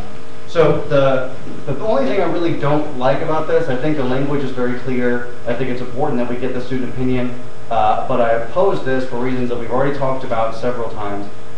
What I don't like about this is that second option, I think, is kind of unclear to students, because as I've kind of seen in here, it's kind of unclear to us what that university advancement fee is. We've said several times, I don't know where this money goes, I don't know how it gets chosen. We had to ask very specific questions about where things are happening. So I think if it's even kind of unclear to us, proposing it as a university advancement fee to the students, which of course it is, kind of makes it a little bit unclear, which is why I like the language, but I didn't get to say it because we moved to the previous question, but I like the language of the other one because it did have a specific number saying we pay for the university advancement fees, and then maybe the rest would be paid for by sports passes.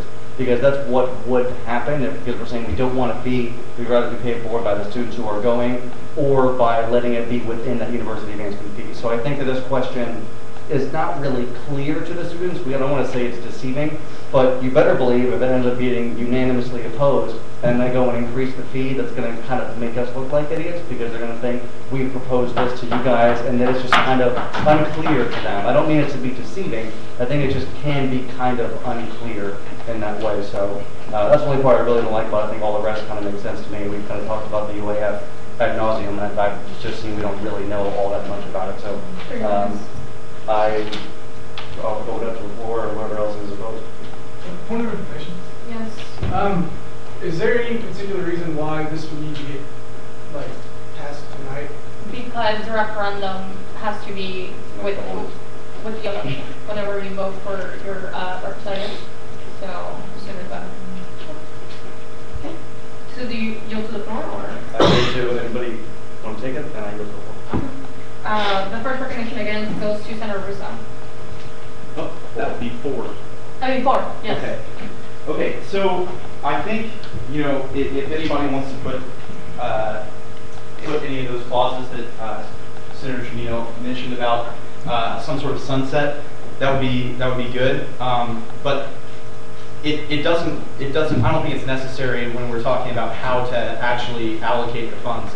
I think the reason that we don't have specific numbers in here is because we don't even have, as I asked, like we don't even have numbers on how much of this renovation is going directly towards the student section. Like I asked, for example, like how much was going to the first deck, and that wasn't able to be answered. I've actually tried to ask that question and get it answered several times. But I think really the biggest thing is we've already talked about this. We've already gone over it. It's been in committee.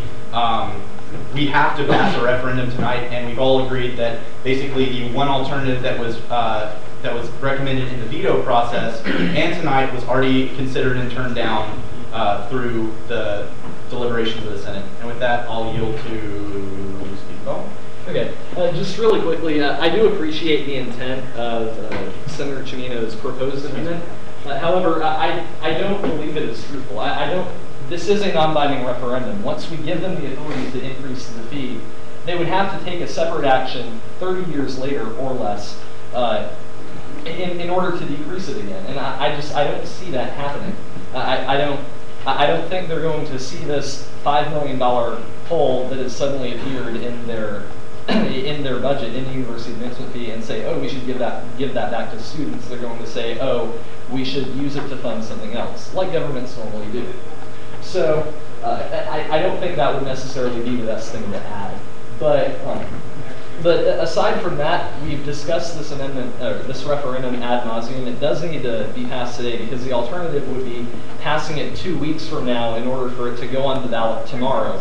And that would be ridiculous. So I think we should just pass this because I think the language is very clear. It does talk in these introductory paragraphs about how existing uses of the fee may be reprioritized instead to cover these costs. So that explains how it comes from the university advancement fee. And the entire text of this bill, which I believe explains very well the entire situation, will be available for students to read over before voting. Whether they do or not, I don't know. It will at least be there for people who wish to vote in an informed manner. So I yield to the floor and I move for previous question. Second. Okay, all those in favor of moving? While Mr. Speaker, I was going to try and offer the amendment. Is that possible? The movement. Second. Well, they already moved the previous question. Yeah, so I have to now and that. Okay. Yeah, I did it. All those in favor of moving to the previous question, please say aye. Aye. All against? Please say nay. The ayes do have it. We're going to vote on the actual bill. And it's defaulted. Yes. Madam Speaker, I move for a roll call vote. Okay. Chair Seshler has moved to a roll call vote. All those in favor of having a roll call vote? Point of order. Yes. Madam Speaker, a roll call vote is a 1/6 second. A 1/6 second. Yeah. Do I?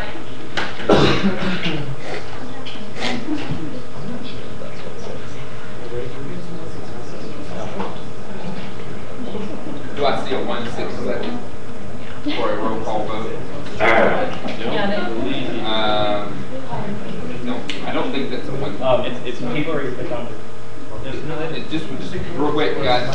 Motion's on the floor. It requires a 1/6 second. Do I see it? 1, 2, 3, 4, 5, 6. Yeah. Okay. Myself. 4. Chair Harris. Abstain. Chair Mandrick. 4. Chair Price. Chair Cheshire. 4. Chair Ganum. 4. Chair Sosa. 4. Chair Miller. 4. Senator Sane. Senator Howard. Senator Hoyle. Senator Daly. Senator Tosh. 4. Senator Rhodey. 4. Senator Smith. 4. Senator Solaya. Senator Castelleca. Senator Nate. 4. Senator Garcia. 4. Senator Mitchell. 4. Senator O'Neill. Senator Green. Senator Kasuri. 4. Senator Forney. Senator McCreary. Senator Carpenter. 4. Senator Owens. Senator Woldridge. Abstain. Senator McNutt. Senator Marlowe. Senator Hurley. 4. Senator Wiltie. 4. Senator Boyd. 4. Senator Allen. Senator G. Senator Russo. 4. Senator Kelly. Senator Phelps. Senator Piquet. 4. Senator Brown. 4. Senator Mully. 4. Senator Hawks. Senator Melendez. Again. Senator Williamson. 4. Senator Weaver. 4. Senator Blessing. Senator Wood. 4. Senator Fuente. Abstain. Senator Trevino. Against. Senator Pennyman. Senator Mountain. Senator Black. 4. Senator Bayona. Abstain. With a minute amount of abstentions and nays, this overwhelmingly passes. All right, well, that was an adventure. All right, the next step, okay, we have several items remaining for business and about an hour and 45 minutes remaining in the meeting, so the chair will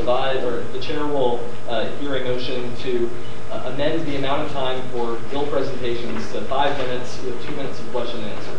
So moved. As it's moved and seconded, all in favor say aye. Aye. Opposed say nay. In the opinion of the chair, that passes. So first up is the Board of Regents Transparency Bill. That is Chair Sosa. Myself, I was at it as well.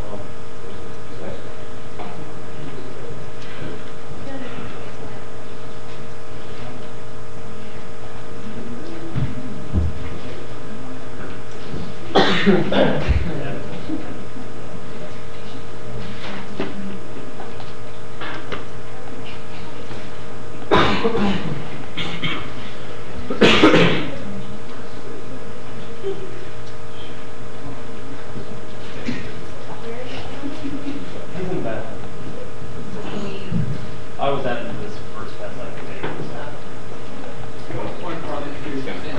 I move to delay this. Well, I'll just. All right, howdy. All right, this is the Board of Regents Transparency Bill. Fernando wrote it, and I got on board as well. It's basically a bill supporting House Bill 31, which is in the Texas State Legislature, and Fernando knows more. Yeah, well, it's basically just a bill requesting more transparency from the Board of Regents, and it's not so much that we have an issue where we think that we're not getting information from them. It's just that it would help us be able to access videotapes and record the meetings. Right now it's very hard to obtain any files from the Board of Regents meetings, so that would, anything that is public and not confidential will be, this bill seeks so that there's more transparency in that. It's a very simple bill. Open questions. Are there any questions for Chair Sosa or Chair Cheshire on this bill? Seeing none, the period of questions is expired. We will now move into a vote, into debate. Is there any debate against this bill? Seeing none, the chair deems debate one-sided. We will now move into a vote. Is there a motion for a voice vote?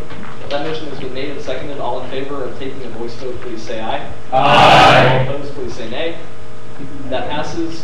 All in favor of the Board of Regents Transparency Bill, please say aye. Aye. All opposed, please say nay. In the opinion of the chair, that passes unanimously. We will now move on to the Outcome-Based State Funding Support Bill.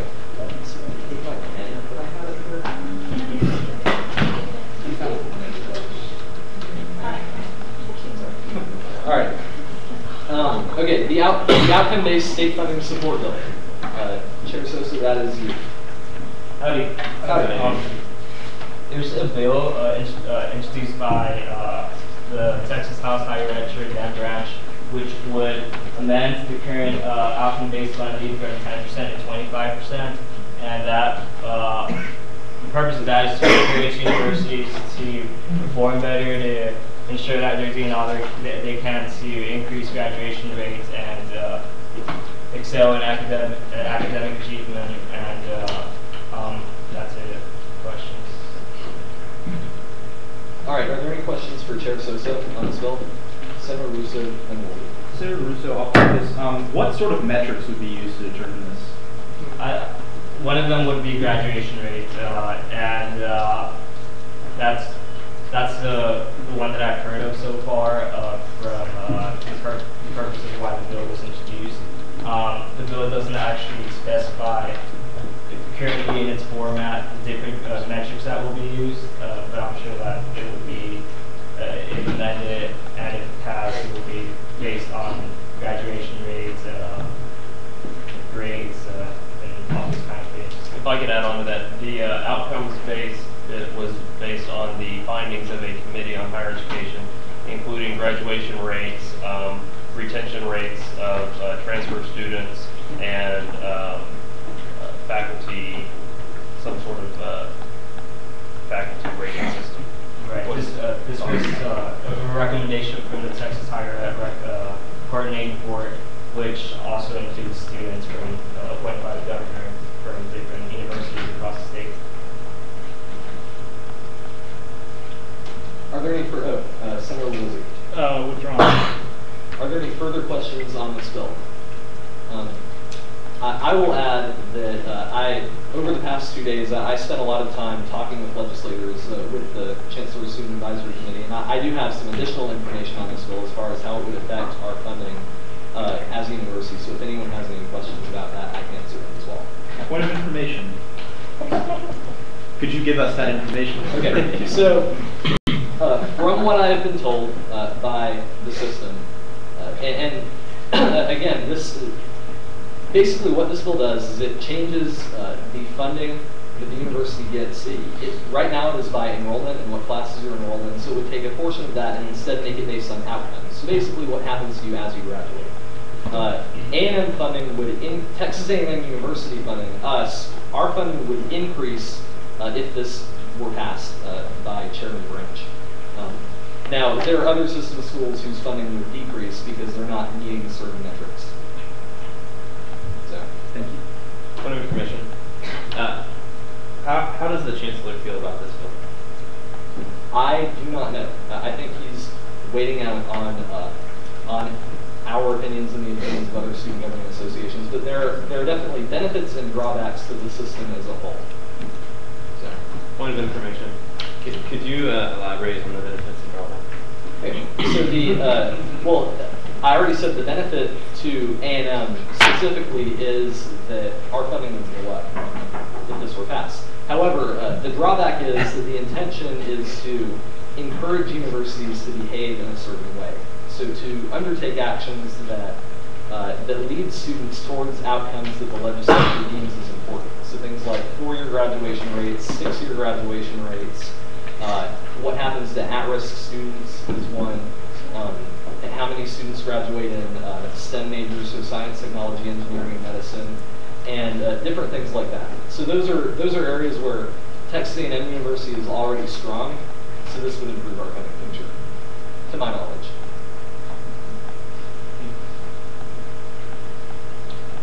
All right, that concludes question and answer. We'll move into a period of debate. Is there any debate against this bill? Seeing none, the chair deems debate one-sided. Is there a motion for a voice vote? So moved. That has been moved and seconded. All in favor, please say aye. Aye. All opposed, say nay. In the opinion of the chair, the ayes have it. We will now take a voice vote on what is the official title of this bill? The Outcome-Based State Funding Support Bill. All in favor of this bill, please say aye. Aye. All opposed, please say nay. That passes unanimously. Next is the Carefully Helping Each and Every Red Ass Student Bill. Mr. Speaker, I move to refer this bill to the Legislative Affairs Committee. A motion has been made to refer this bill back to committee, and it has received multiple seconds. This is a debatable motion. So is there any debate against? Seeing none, the chair deems debate one-sided, and we will now move into a period of voting on whether to refer this back to the committee. All in favor, please say aye. Aye. All opposed, say nay. That passes unanimously. This is referred back to the Legislative Affairs Committee. Or to the Legislative Affairs Committee. Woo! All right, next is the Kyle renovation fee referendum has been dealt with. Assurance of Equality in Admissions Bill.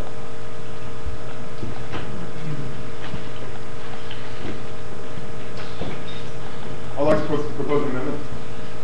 Senator Puente, that will have to wait until after the period for presentation has expired. So when we start debate, that is when amendments can start.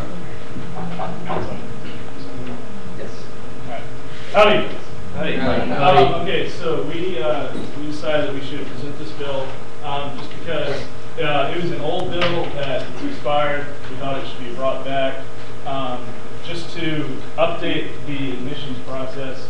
Let's see, where is it? I think it's only 3. Yeah, let me enact 3 here, where we identify people who are wanting to be admitted, just to say, you know, they are identified by their UIN and by their, you know, area of residency. So on the admissions, it would be, you know, applicant number, 100 from Texas, or applicant number 200 from out of state. That's just how the applicants would be identified. I don't think it was changed in committee at all. That's not correct. It was? But it was minor. Okay. So yeah, there's not much to it. We just want people to, be admitted by what they did in high school, by their grades, by their merit. That's just what we want to reaffirm with it. Anything y'all have to add? Okay, there are several questions. First is Senator Chimino. Oh wait. Yeah. Are y'all done with your presentation? I'm sorry about that. Senator Chimino. Are you aware with what the current process for admissions and gathering this information is? I am fairly aware. I had my roommate, who is a freshman, let me know what he had to go through to apply, and I kind of remember it from when I applied 2 years ago. We had to fill out all this nonsense, a bunch of stuff that really didn't apply to academics or our merit on why we should get into university, and so that's why I thought we should fix this. Does that answer your question? Not really, but okay.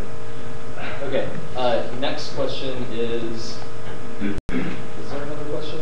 Follow-up then? Yes. Yeah. I wasn't referring to like what you have to go through. I was actually referring to what the administration goes through with their part of the admissions. Like what information do they use and when do they use it? Are you aware of any of that process? To my knowledge, they use all of it. I mean, if they're going to collect it, they use it. That was what I gathered from it. And since a bill like this was passed in the past, I thought, we should update it just to keep things, relevant and recent. That's actually not the case. It's not? No. Would you like to correct me then? Well, they do omit that information. It's not supposed to be taken into account and for admission standards. Okay. I will add, I met with Provost Watson on Monday, and they brought up the bill.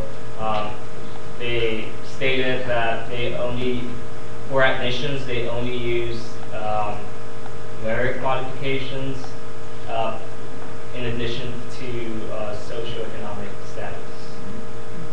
Yeah, so if I could kind of maybe clarify a little bit, the point that I wanted to make with number 3 is to, eliminate anything that could identify the applicant, that could give them a leg up over someone else. We wanted it to, be where people are getting on strictly on their merit, and where they might not, use all that stuff, there could still be implied bias. So that was what the bias that we wanted to eliminate. With 3 seconds remaining in question answer. Actually, point of information. Does the university give that information So do the people handling the applications see the race and all that other information, even if they're not supposed to take it into account? Point of information. Do you have an answer to that question? No, I do not. Okay, because I do not know. Senator Bozak? I'll wait till the Okay, so I do not know. And I guess we can move on to another question. Well, I mean, that was one of the things we didn't know. So we wanted to make sure that if this problem was occurring, that we fixed it. Okay, the time for question and answer has expired. So. Motion to extend. What? Okay, this is my motion to extend the Q&A by 5 minutes. Okay, a motion has been made to extend question and answer on this bill by 5 minutes. It is received multiple seconds. All in favor, please say aye. Aye. All opposed, say nay. Nay. The chair calls his own division. All in favor of extending question and answer by 5 minutes, please stand.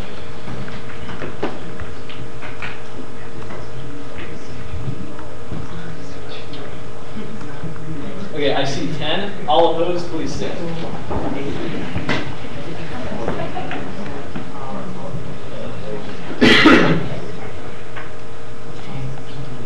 I see 22 people standing, so this requires a 2/3 vote in order to pass, and it fails. So with that, the time for question and answer has expired, and we now move into a period of debate on this bill. The first recognition will go to Senator Cheney. Okay, so to clarify some of the things, Joseph Puente and I have been discussing and doing some other research on what actually happened. And the way this actually works is that information used to always be gathered, and then there was a Supreme Court case in 2003 with Gratz v. Bollinger, and that Supreme Court case basically said that you're allowed to gather this information if you're a university, you can gather ethnic information or whatever. And there are other requirements from like FAFSA, the federal government and state agencies to know what kind of students that you have. But Texas A&M does not actually require that you answer any of those questions. So when in 2003 Robert Gates was president, and he's the one that said, no, we don't want to do that anymore. So, guys, thank you, let's Scott. keep the side discussions to a minute. Continue. So we don't do that. It's not mandatory that you answer any of those questions. They are optional questions to answer. Then we already do merit-based admission, the top 10% rule, and if you're in the top 25% and then you do well in your SAT, you're automatically admitted and things like that. So those already happen. And then something that Joseph mentioned, which I thought was really interesting, is that we don't, the A&M administration does not even have access to the race, ethnicity, and socioeconomic data until 20 days after you are enrolled as a student. So they don't make admissions decisions based on that at all. So I don't think that this bill, I think that the bill is good-hearted, but I think it was sort of inaccurate, and I think it doesn't really make any sense to send a bill to the admissions desk that says, we'd like you to change this, and they're already doing it all. It shows that we haven't really done our research. So I'd like to propose an amendment. If I can? Yes, you may. Okay. You have the floor to do that, and I will remember that you have 45 seconds remaining in debate after the amendment itself. Have I emailed this? I sent the email just a little bit to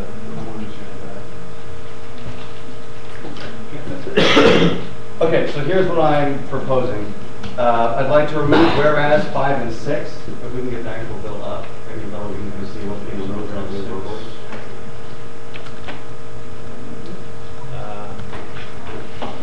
It's kind of a big amendment, but I think it's still in the same direction. Okay. Can I just read these in real fast? Yeah, I'll read it. We're going to just read straight through it? Yeah. Okay, so I want to remove whereas 5 and 6 and replace it with 4 different whereas, which is basically what I just told you.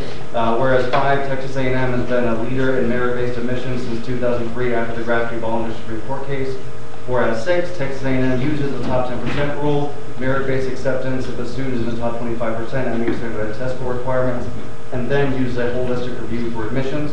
Whereas 7, race, ethnicity, and socioeconomic status data are currently optional in the Texas A&M Applied Texas application. Whereas 8, race, ethnicity, and socioeconomic status data are matched for admissions purposes and are only made available to Texas A&M administration 20 days after enrollment. And then I'd like to remove let it therefore be enacted 1, and let it further be enacted, 2, 3, and 4. To say, let it therefore be enacted, 1, that Texas A&M Student Senate supports the leadership of Texas A&M administration in using the merit-based admission standards. So I think that still is in the direction. It's a big one, but I think it's still in the direction. Okay. Oh, and then one more, I'm sorry. It's also to amend the title of the bill to support a merit-based admissions bill rather than a surety of a cooperative bill. Okay. So that amendment has been proposed and seconded. We will now move into debate on the amendment. Is there any debate against? Chair Cheshire. Howdy. My biggest problem with this amendment is that I think the bill as it currently isn't, the entire bill isn't ready to be voted on as a body.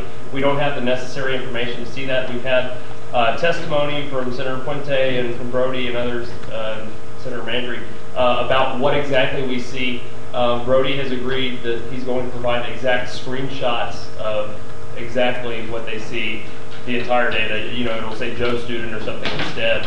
And that way we'd be able to make a better informed decision. So I would say vote against this amendment, and then I will make a move to refer this back to the Academic Affairs Committee, and I would say you do that.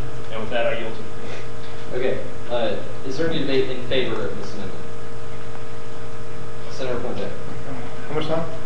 2.5 minutes. Okay, wonderful. And just to add some credibility to what Robbie was talking about, I actually spoke with Scott McDonald on Monday, and he is actually the director of admissions at Texas A&M University.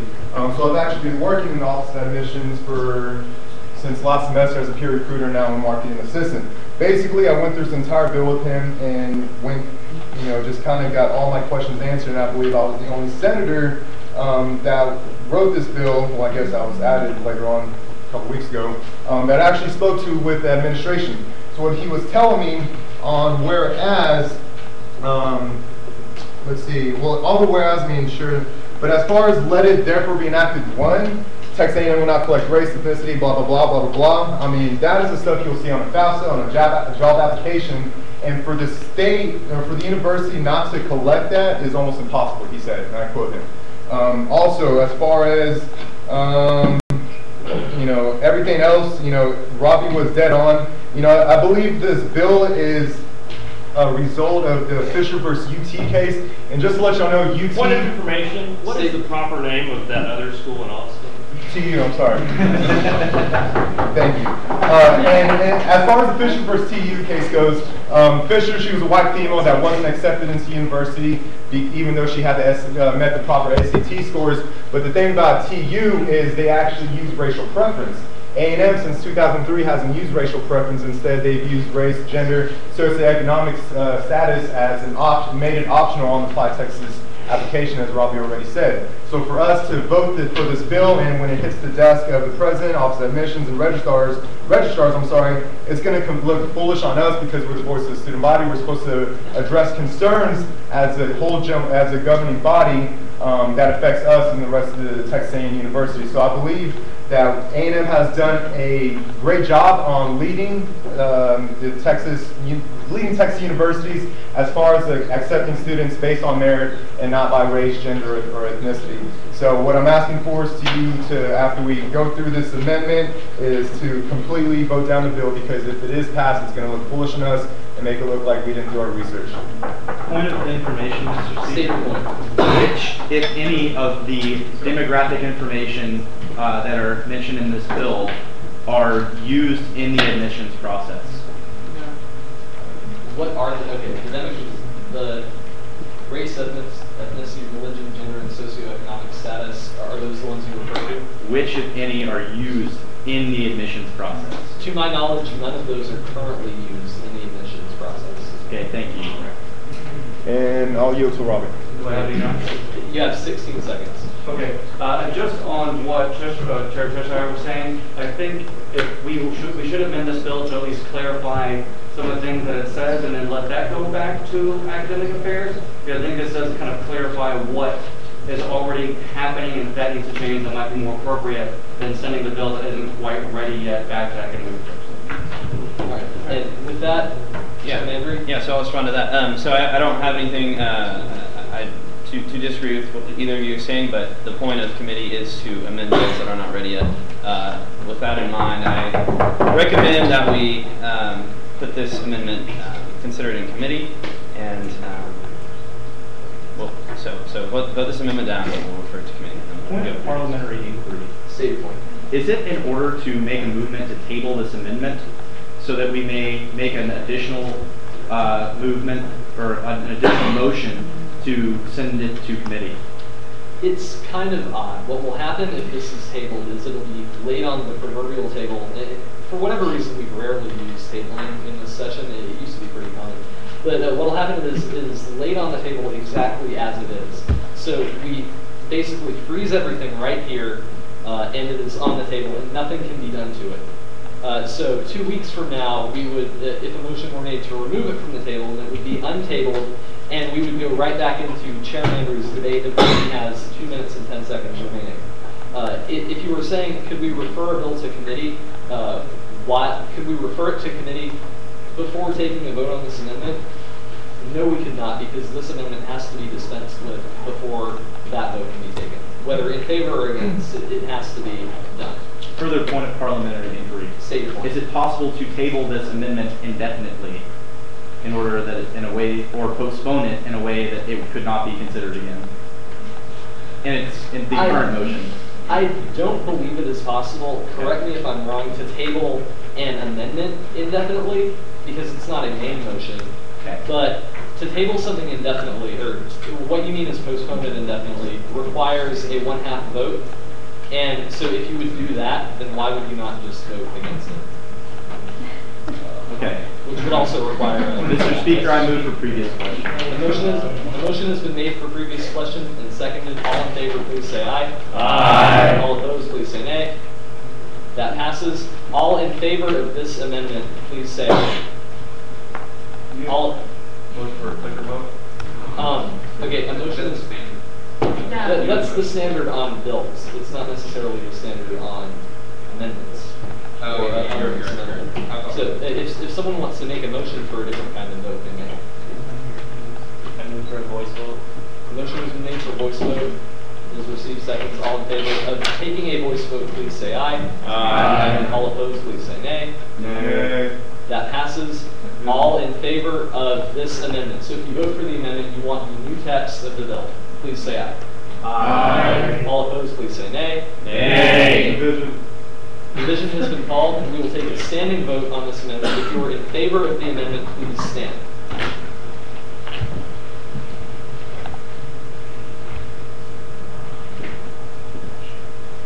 I see 15 standing. All opposed, please stand.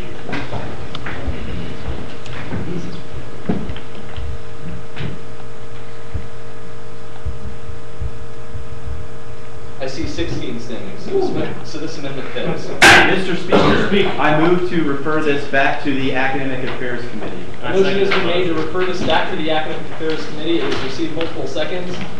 This is a debatable motion. Is there any debate against? Seeing none, the chair deems debate one-sided. We will take a voice vote on this motion. All in favor of referring this to committee, please say aye. Aye. All opposed, please say nay. That passes unanimously. This is referred to the Academic Affairs Committee. All right. The Engineering Differential Tuition Study Abroad Bill.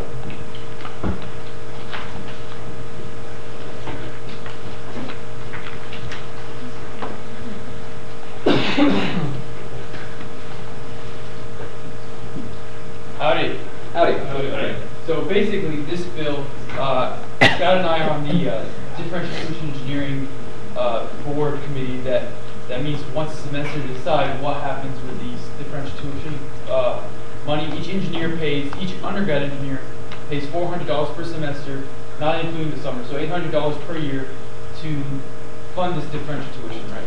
The engineering students were for this, were for the $800 increase, and the original purpose for the funding was to increase lab equipment, hire new professors, to increase the number of classes that are overflowed with students.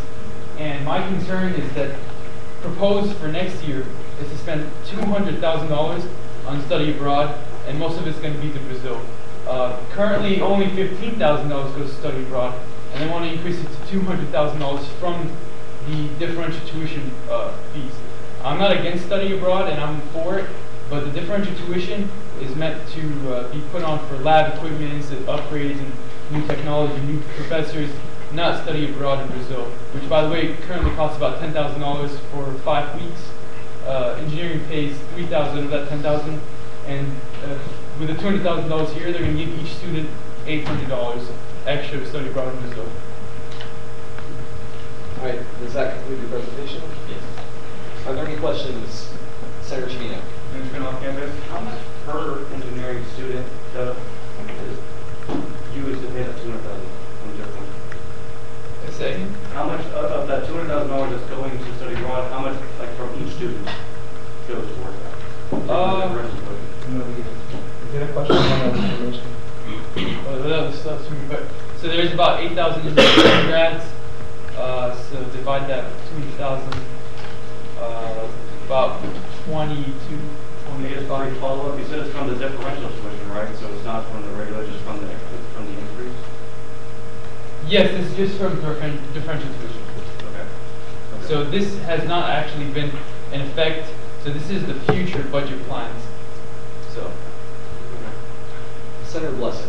Senator Blessing, off campus. Do you know if any of those funds that they're trying to get to the study abroad correlate specifically to like any things that would be abroad with engineering? Are there any like study abroad programs that are specifically for engineers and trying to target that for?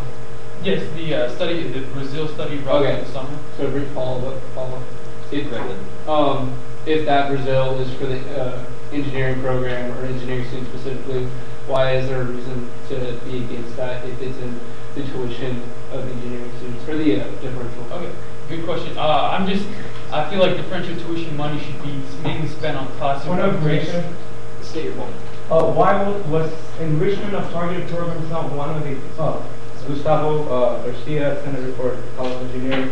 Was enrichment of targeted programs not one of the points that the department asked money for to the Board of Regents on the presentation? I believe it was. Some of this. You can continue answering Senator Blessing's question. Yes. Okay, so your question.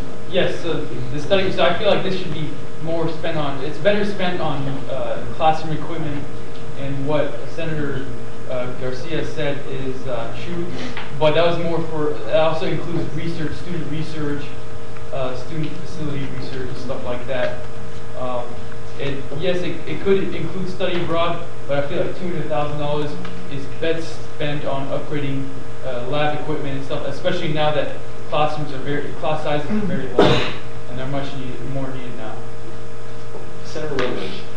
Senator Rutledge, seeing as most of us aren't engineering students and would know, I just have a question for you about, is there some kind of organization within the engineering department that would be better suited to deal with this, since we represent the entire student body and this is specifically targeting a small, like one particular issue within the College of Engineering? Good question. So the Point of information, Mr. Speaker. State your point. Is there previous precedent for the Student Senate making rule or issuing bills referring to the specific academic programs of certain colleges? Yes, there is. Thank you. Okay. So the governing board for allocating money is the differential tuition committee board, which is usually the deans. And what they do is they'll pre-allocate it, and then they'll have students like Speaker Bowen and I go in there and have us review them. I've expressed my concerns about this, and they said they would take into consideration, but this is to kind of make it more official and to voice the students' opinion on this. All right, with 12 seconds remaining in question and answer, the next recognition goes to Senator Chimino. Have you spoken with the people in charge of this decision and seen that there's like an expressed increase in demand in study abroad program funding? If there's so the study abroad costs $10,000.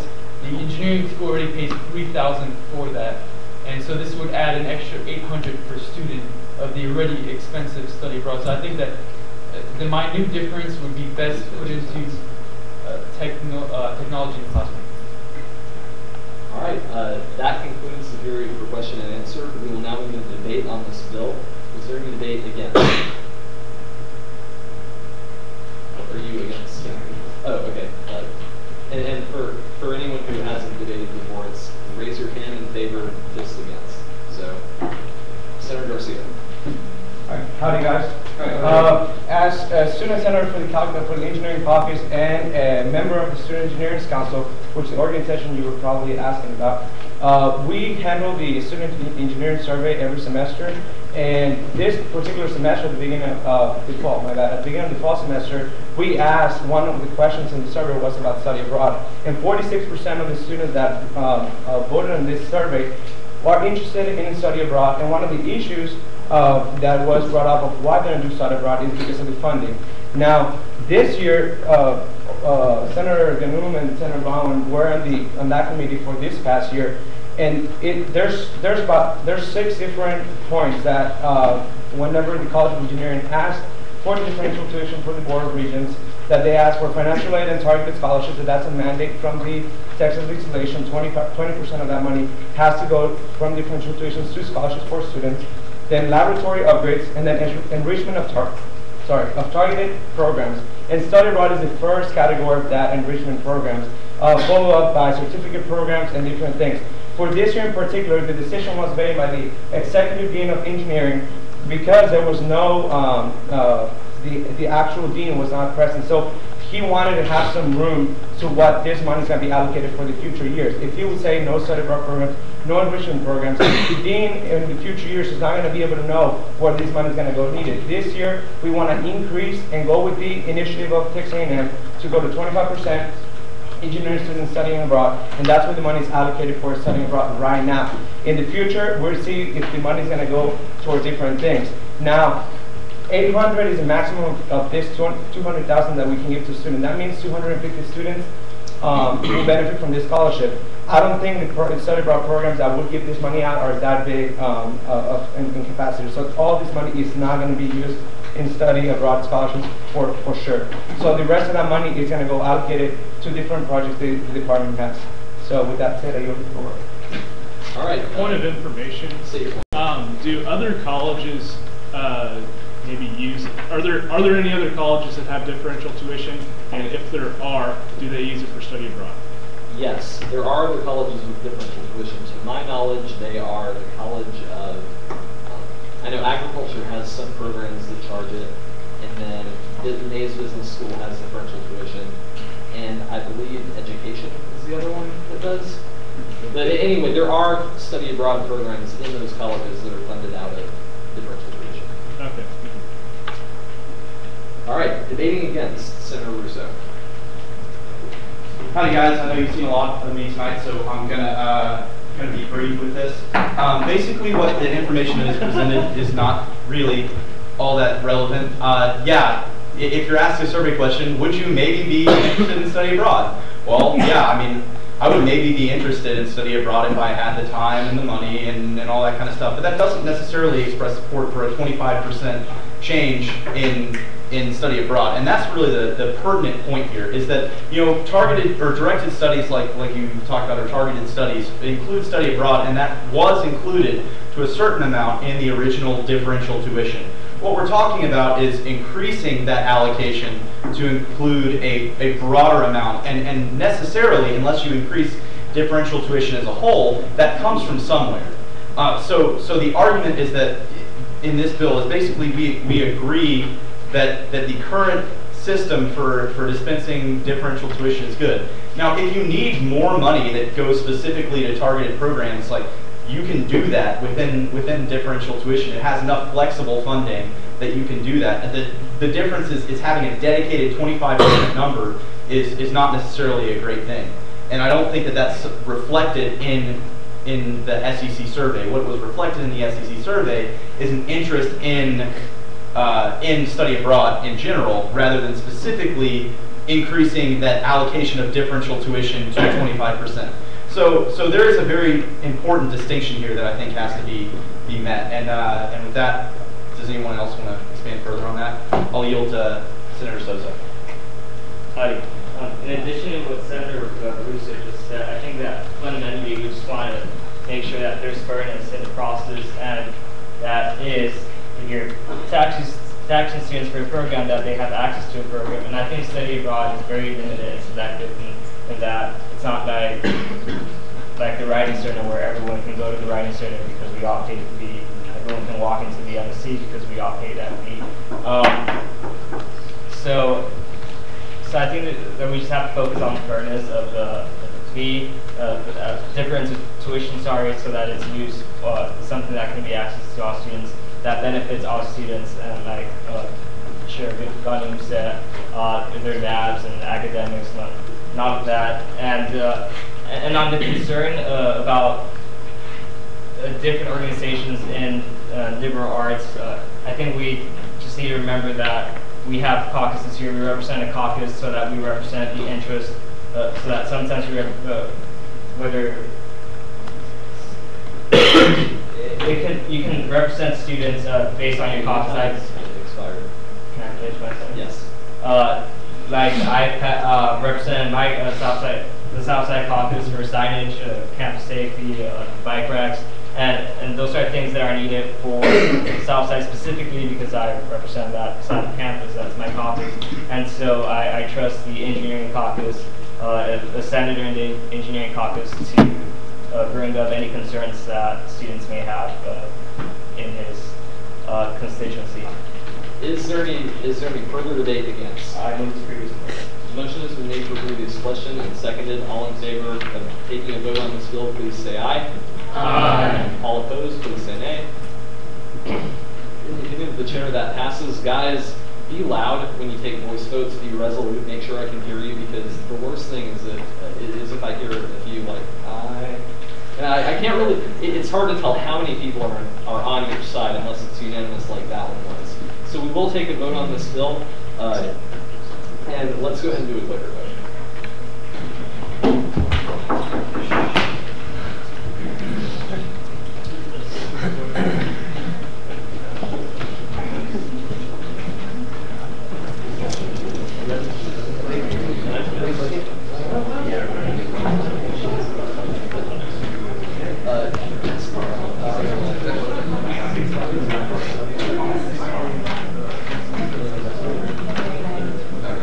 Mr. Speaker, are we open? Voting yet?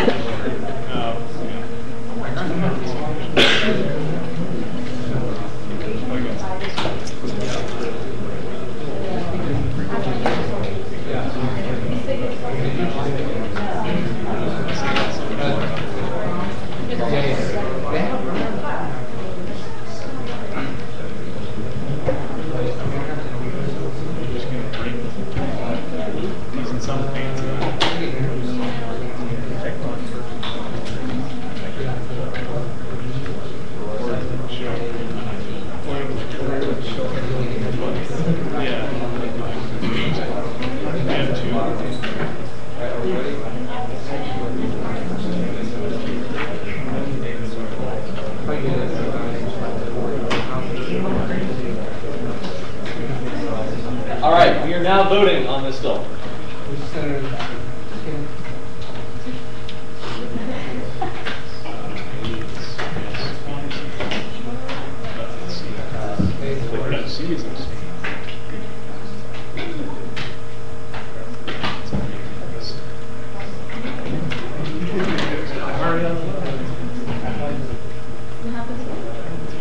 You get those photos on it.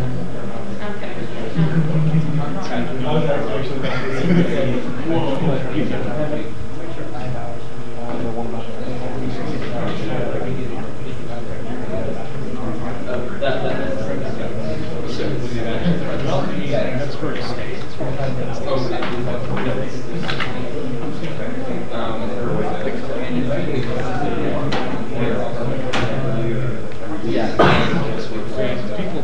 Okay, are there any further people who have not yet voted?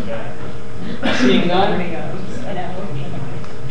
This bill passes 14 in favor to 12 against with 4 abstaining. But it passes. Okay, so next is the Dixie Restoration Bill. Mr. Speaker, I request to be added as a supporter or sponsor on this. Okay, are there any objections to adding Senator Woolsey as an author on the bill? Not serious. Okay. Is that an objection to adding him as an author? No. Okay. I object. I wrote this all by myself. If you object, then we have to move into an actual amendment vote when the debate starts. I don't think. Okay. All right. Begin your presentation. Howdy! Howdy! All right, I'm going to keep it brief because I know we're sort of drawing towards the end here. This is the Dixie Restoration Bill, which exists to rectify a problem in which the Fighting Texas Aggie Band has decided to quit playing a certain number of its historical tunes, and it requests that it play them again. Students were not consulted when they stopped playing these songs. These are songs that most people know and love. I think they're great songs that nobody would be against. And with that, I will yield to questions. Okay, the first question is from Chair Harris. Real quick question. I know back in the mid-'80s they played basically definitely Dixie and Battleground of the Republic, like North South back then. Would you accept a compromise to allow the Battleground of the Republic to be played? I would not accept that because that song you're referring to is right there. That is Blue Gray Medley number 3. Okay. That was the one that they played. Okay. I thought I saw Senator Melendez, Senator Chimino. Oh, I don't know. Oh, okay. And Senator Smith. So I'll go Melendez, Smith, O'Neill. Melendez. Have you actually talked to Fighting Texas Aggie Band director about this? No, I haven't. Okay, perfect. That's okay. Senator O'Neill. So, just a quick question. Is it that they are not allowed to play these songs again, or that they just choose not to play the songs? I'm not aware of any policy that says they are prohibited from playing these songs. From my talks with members of the band, the songs played are at the almost complete discretion of the band director. Senator Brown. Senator Brown, off campus, do you think there might be a reason they stopped playing these songs? There might be, but then again, there might be cupcakes outside. In fact, I would love to do cupcakes outside. Okay. Senator Chimino. Withdrawn. Senator Black. Senator Black, University Departments. Have you talked to any African American student groups about this? I have not talked to African American student groups. I have talked to African American students. More importantly, I've talked to Aggie students, which I think we all are. And both there were out of the ones that I talked to, there were 2 that were not in favor, but there were 6 that were.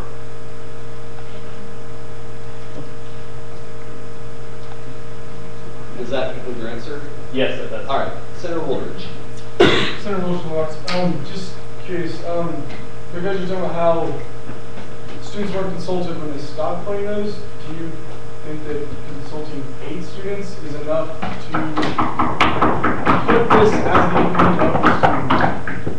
I did not consult just 8 students. The question was if I consulted African American students, and I consulted only 8 African American students. I consulted a vast number of students, and this is not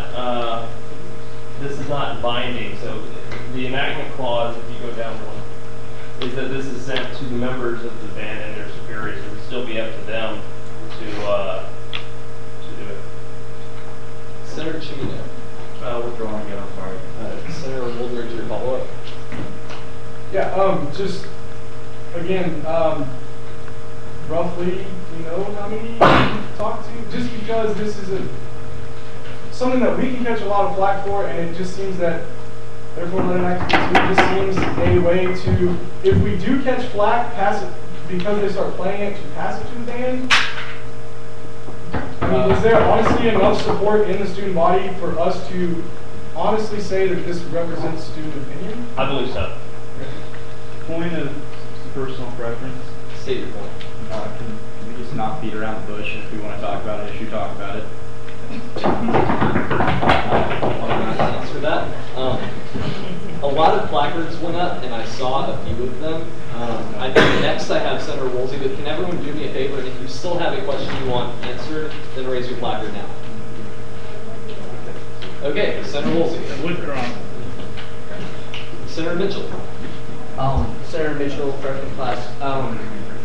Is it true that there's still other universities that play? I believe there's another university that plays Big C or Bonnie Flag, perhaps. Could you talk about that? Other schools that play these songs? Yeah, absolutely. It's my understanding that Ole Miss plays it in the Grove, not inside Vaught Hemingway. South Carolina has played it on occasion. The Blue Gray Medley has been played by multiple bands that include songs from both sides. The rest of them do not. In my research, I wasn't really looking towards what songs other universities play. I was looking towards songs that Texas A&M has traditionally played and restoring those. Senator Mitchell, do you have a follow-up? And about how long would you say that we played these songs before we stopped?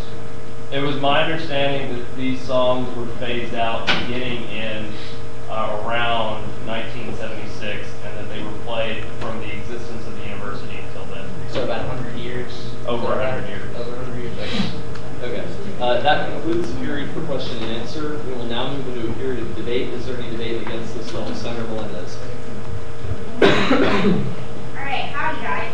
Fiona Melendez off campus. I have an email from the director of the scientific and it says, "This is news to me. No one has spoken to me about this matter, so it would be interesting to know where they got their facts/information regarding this issue. Cases they have mentioned were taken out of the band repertoire list long before I was associated with the Aggie Band, and I was told at the request of the administration. I got letters of concern a few years ago for playing Battle Hymn of the Republic! Exclamation point. Dr. Timothy Ray, director of band performing ensemble. So, we have consulted this issue, and we did get letters of concern about it. And so I feel that like if you haven't talked to the director about it, how can you make an informed decision about it? And the director did say that he did get letters of concern, and so this bill does it goes against talking to the director of the Aggie Band and making assumptions about the songs, and it's just for a fun fact, one of those songs is a UGA fight song, so that's kind of awkward. But I yield to Howdy, Senate. I got calls today from my friends who are in the band who are very concerned about this bill. They're like, what's up with this? We didn't know about it, had no idea. And what y'all need to realize, there's a lot that goes into what the band decides to play. I'm not in the band, but they told me they get their list of songs that they're going to play. They have a lot to do, okay? I mean, they're amazing, let's be real. So, but they don't want to have to learn more songs than necessary. And there are reasons that these were cut out. And as someone mentioned, these are not our songs. Some of these are other school songs. And in fact, one member told me that back, I think it was in the 70s or 80s when they played Dixie, they actually got a cease and desist order from Ole Miss to stop playing their song. So there are several issues here, and mainly we didn't consult anyone within the band, as mentioned before, and I think we need to take that into consideration. I think this bill is not really practical in any sense. So with that, Point of information, Mr. Speaker. Why were these songs taken out of the Aggie Band's repertoire? I can't speak to that, as I do not know. Is there anyone in the room that does know? Is there any source of information that may be consulted? I can't answer that either. I'm not in my reader. Point of information, does Christopher Russo happen to know why they were taken out? microphones. All right, okay, 15 seconds left for debate. Would you mind yielding to me to debate against? Okay. Guys, this enacted clause 2 is the most ridiculous thing I've ever seen. This legislation shall be sent to all members of the Fighting Texas Aggie Band, all 400 people who were in it. That's Point of information, do not all members of the Fighting Texas Aggie Band have university-wide email and exist on university-wide listservs? So it would be accomplished with sending one email? Yes, you could send this in a campus-wide email, but that costs money too. Like this is not a good use of anyone's time or money to send it to every single student telling them what we just did. Like if you want to send it to a band director, fine. If you want to send it to students who are in charge of the band, fine. But these sending out clauses are to be used to send them to people who can actually do something to solve the problem, or the problem that has been identified, not to just send them to people at whim in order to create work for the people who actually have to enact this. So that's why I'm against it. Stop doing stuff like this. Okay, I'm over time and I yield the floor. So I guess I can do that. I don't know. Point of parliamentary procedure. Or actually, just point of information. Yes. What committee was this bill in? This committee was in the, Mr. Speaker, I'll give that to you. This was in the student services. It's in the student services. I move to send this back to the student services. There's a motion on the floor to send this back to the student services committee. I see multiple seconds. This is a debatable motion. Debate against. We'll start there in the back. I think we should just vote this bill down. This would be a little bit of an area of frustration too, and I don't mean to, like, you're kind of getting a lot for this, which is unfair, but I think that a lot of bills like this have been coming up a lot, and it's where, like, we'll ask, did you speak to, for example, the CFO, like, oh, no. Do you know how to actually increase this fee? No. Have you spoken to the band director? No. Have you spoken to whatever? No. There's just so little research thing that's happening, and it's as if, like, one day just, like, heard one of these songs and wrote it out, or someone had a bill for one thing and wrote it out and expect it to kind of be debated here, and then, like, 15 people don't show up. So I think if this bill doesn't have the merits to be voted on, I don't think it should go back to committee, and it should be consulted and then rewritten with the consultation of everybody. So I yield to, anybody want it? Yeah, I just, short and sweet, I don't think that you're going to do anything in committee short of rewriting this bill completely to make it any better. So I don't see why we don't just vote it down and rewrite a bill trying to do something similar, I guess. All right. See Senator Russo. Yes. Then I'm up for debate. Okay, sweet, howdy guys. So, come on, this is ridiculous. Two other bills tonight we said weren't prepared and we didn't have enough research, so we sent them back to the committee. Like, this is totally ridiculous. This is why we have the committee process. If we don't do a good job in committee, then our time is wasted. We're here and we have to, like, debate all these things and ask all these questions and stuff, and then do this. So apply the same standard to other bills. Like, you may ultimately still vote against this bill, but apply the same standard. Allow the author to go back. Well, I would request that the author do the due diligence necessary to make it a good bill, and the committee members not vote a bill to the floor until it's actually ready to be on the floor. But if we're going to apply this standard to two other bills tonight for the exact same reason, that they weren't researched enough, that there wasn't enough information, that additional consulting needed to be done, do the exact same thing for this bill. I mean, I don't really care if you think that these songs are racist or these songs are inappropriate or whatever. Let's do the due diligence and collect the data instead of just ending it here and not doing the due diligence. The problem is that due diligence is not done. So with that, I'll yield to Senator Bowen. Yeah, and that's enough. Wait, 5 seconds? 25. Okay. Yeah, I agree with what Senator Russo just said. I'm very tired of the committee process being treated as a formality. when a bill goes to committee, it needs to be worked on and perfected, and all of these kinds of objections should already be taken care of. However, I'm also tired of hearing, well, did you talk to this administrator, did you talk to that administrator? Because their opinions don't matter. The only opinions that matter are those of students. You can get information, you can be informed, but that is not a pass condition for a bill. This should go back to committee, and I move the previous question. Previous question removed, seconded. All in favor of moving to the previous question, please say aye. Aye. All opposed? And the ayes, in the ears of the chair, the ayes do have it. We will move into the previous question on this bill. Excuse me, on the motion to send the bill back to committee. All in favor of sending the bill back to committee, please say aye. Aye. All opposed? Nay. Chair calls his own division. Everybody for, please stand up. For sending and to clarify, this is for sending the bill to committee. Everybody stand up. All right. I'm abstaining. I have to. All opposed to sending this back to committee. That obviously has it. We will not send this bill back to committee. That failed. We will now return to debate on the original motion. I have the previous question. I second. Previous question has been called on this motion and seconded. Point of information. Point of information. What motion did we just previous question? I kind of lost track of what we were. So what we are now moving into, we are just going to vote on previous question on whether or not to vote on the bill itself. Make sense? So all four voting for the bill, please say aye. Aye. All those, excuse me, not for the bill, all voting to vote for the bill. Everybody voting to move to previous question, please say aye. Aye. All opposed? All right, the ayes have that. We will now vote on this piece of legislation. We will do that by, well, Mr. Speaker, I move for a voice vote. all right, voice vote been moved for, multiple seconds. All in favor, please say aye. Aye. All opposed? Nay.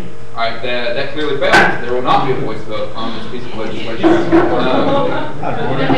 clicker is standard. If your clicker is not working, please let me know. We've had some difficulty with that. We are now in a period of voting. Please vote using your...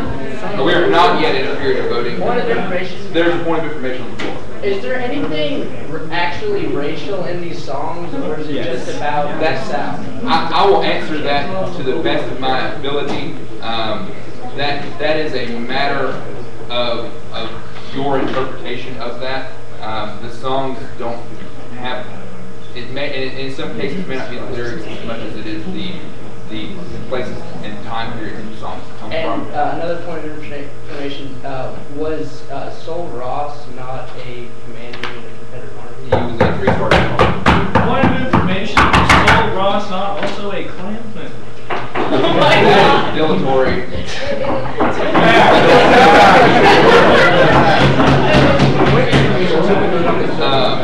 We are now.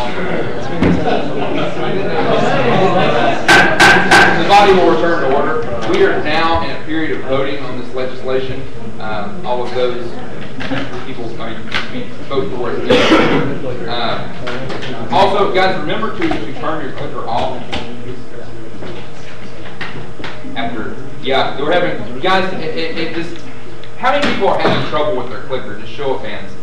Just 3 of us, 4 of us, 5. Guys, just for the integrity of this, the chair would ask someone to move for a roll call vote. I cannot do that. The vote cannot be okay. So our bylaws state that if the Speaker Pro Tempore declares that the clicker system is not operational, then the standard will be a roll call vote. And so that is it. I have extra pictures of people who are not here anymore, so I will Okay. All right. Please raise your hand if your clicker is not operational. That includes myself, Madam Speaker. Okay. Voting. Voting needs to be suspended and reset at that. Yeah. If you have. Oh, never mind. You're right.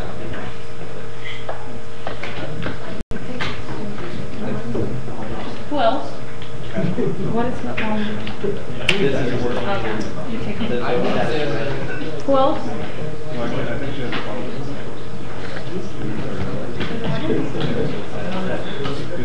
Okay, roll call vote.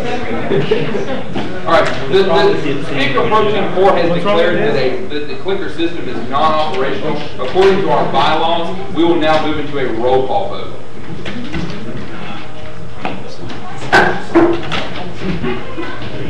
Okay, myself, against. Chair Harris. 4. Chair Mandry. Mandry. Chair Price. Cheshire. 4. Chair Ganoom. Against. Chair Sosa. Against. Chair Miller. Against. Senator Sang. Senator Howard. 4. Senator Hoyle. Against. Senator Daly. Senator Tosh. Against. Senator Rhodey. 4. Senator Smith. Against. Senator Talaya. Senator Castilleja. Nate. Against. Senator Garcia. Against. Mitchell. 4. Senator O'Neill. Against. Senator Green.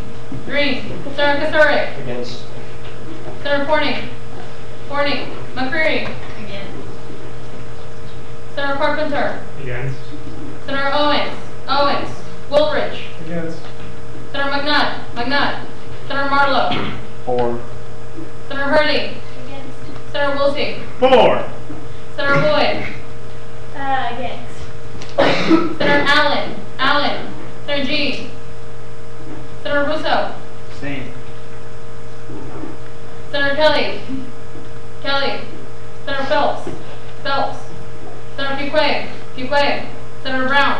Against. Senator Moley. Senator Hawks. Senator Melendez. Against.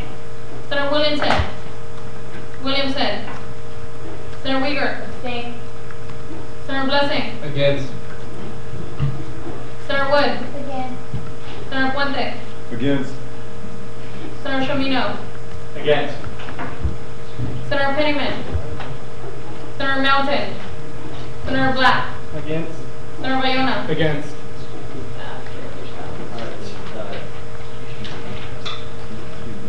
I'll count this up a little bit if that fails. Okay, we will now move into new business. So as per usual, if you want to hear a presentation on a bill for new business, raise your placard. Otherwise, it will just be sent to committee by consent. So the Celebrating and Restoring Our Texas Cultural History Bill, that is pulled down. There will be a presentation. The MSC Utilization Bill, that is referred to the Student Services Committee. The Architecture Safety Bill, that is referred to the Student Services Committee. Okay, SB 6546, the Celebrate Restoring Our Texas Cultural History. That's y'all.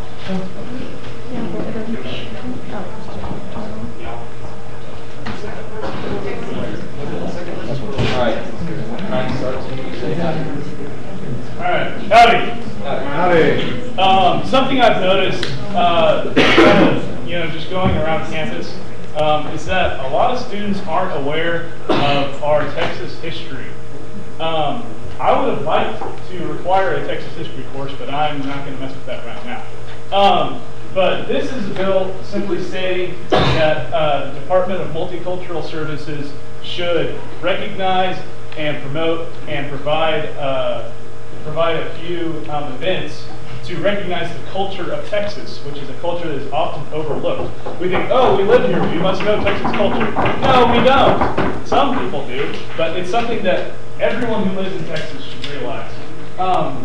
These were the things that I came up with as good historical events, cultural events that we should recognize. I just think it's important that we inform people of what our state history has, what our state national history has, and just to promote Texas. It's something I think we've been slacking on. And that's it. All right, questions. I see 5 placards for question 6. I was not aware in what order those were raised, so I'm just going to go Carpenter, Woolridge, Brown, Chimino, Miller, Harris. Woolridge, or Carpenter. Senator Carper from the Awards. Are you aware that the acronym of your bill's title spells fraud?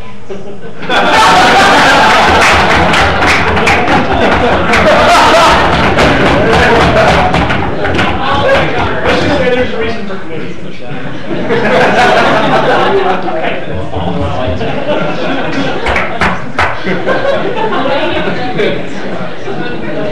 Senator Woolridge. Just curious, have you, or do you know of anyone that has talked to multicultural services about putting these programs on? Well, I would just like to say that we represent the students. We don't represent the Department of Multicultural Services. And this is reflecting the culture of the students. And so I think it's something that we go to them about once we pass this. Wait, 2-second follow-up on that, just to clarify?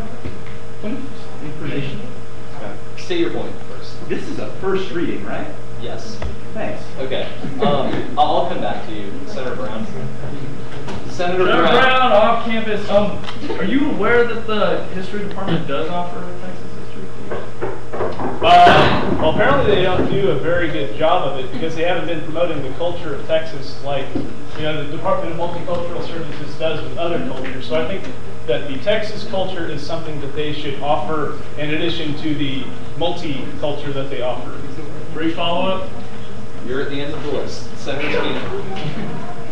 Senator Spina off campus, brief preface. Very brief, like 1 second. Yes. Okay. So I have a reason why I'm prefacing is I have the mission statement from the Department of Multicultural Services, and I'm basically asking about the relevance to the mission statement. It says it will provide multiple support services for current and for prospective students from underrepresented populations and offers diversity education programs. I guess what I'm asking is, how are Texans underrepresented on campus? Well, I would like to offer, if we're going to be diverse, why don't we offer every view? This is a view that hasn't been offered, so why are we going to ignore that? That's something that we should offer. Is this a first reading of the bill? Yes. Thank you. Continue. Did I answer your question? Okay. Chair Miller. Withdrawn. Chair Harris. Chair Harris, Rules and Regulations. I was just wondering if in your eyes, would you think it would be better for the Department of Multicultural Services to provide these services, or would it be better for the university to perhaps give Texas Independence Day and San Jacinto Day, which is also Aggie Muster, off to the students? Because we used to get this in the 80s. No public school in Texas was in session on March 2nd. That was ludicrous. No public school was in session during April the 21st. That was unheard of. And so, maybe would it be better served in the form of a holiday? That's a good question. I was actually looking to maybe add in something about getting March 2nd off in committee. The reason that I thought that we should put this in multicultural services is this is a culture that has been pretty much ignored by the university. And so I think that's something that multicultural services should offer. Most of this, it's not, saying we have these massive rallies or, get a day off. It's saying, hey, this is the, 2 weeks of the Alamo. Do y'all remember what happened? Offer, insight into it. So I think I would love to get Texas Independence Day off. I think we could add that into during the committee. I didn't put that on there because I wasn't sure how that would work with the calendars and everything. So I would love to add that in. I would also love to have the 2 weeks of the Alamo off too. We can put that in. But anyway, yes, that's something I'd like to put in the committee. All right, next question with 10 seconds remaining goes to Senator Weger. What's up? Okay, to Senator Melendez. Great. This is about Texas history and Texas culture because you're fluctuating between two. Those are historical events, but I don't understand the connection to actual Texas culture. I don't understand the kind of gap between that. Okay. Well, let's see. I put in discovery of oil there. Oil is a pretty big cultural and economic thing here. Annexation of Texas, I mean, I guess we got to be part of these United States. Texas Independence Day, I put that in there because that is a significant cultural and historical event. At least to me, I have many friends who share that same idea. I think that Point of order, Mr. Speaker. The speaker has finished his sentence. He has, in fact. So I can't depend on it. Okay, so that concludes the period of question and answer. This bill will be referred to the Academic Affairs Committee. Okay. So that concludes new business. We will now move into open session. Mr. Speaker, I have a bill for open session. Okay. Okay. Can everyone who has a bill for open session raise your placards at the same time? Very. All right. Does anyone wish for any of those bills to be conducted as emergency legislation? Keep your placard raised. All right, so we will go in this order then. We will go Chair Cheshire, since you raised your placard first, Senator Melendez, since you let me know ahead of time, then Chair Sosa, then Chair Manager. And then you will introduce your bill as new business. Okay. We'll start with Chair Cheshire. Have you sent it in already? Yes, I have. All right, 2 cents script. Okay, here is the procedure so that everyone listens and we can get through it quickly each time it comes up. The procedure for something that wants to be emergency legislation in open session is this. 2-sentence description. We take a vote on whether to add it to the agenda. If that passes, new business presentation, question and answer, and then we move into debate. At that time, anyone can make a motion to make an emergency legislation, which requires a 2/3 vote to pass and is debatable. If that passes, then we move into debate on the bill. If that fails, then it is referred to a committee automatically. So we will start with a 2-sentence description of this bill. Rectify spelling errors by the battalion. Okay. All in favor of adding this to the agenda, please say aye. Aye. All opposed, please say nay. Nay. In the opinion of the chair, that fails. That is not numbered and just introduced as new business later. Okay. Next up, Senator Melendez. 2-sentence description. This is an allocation bill for replant.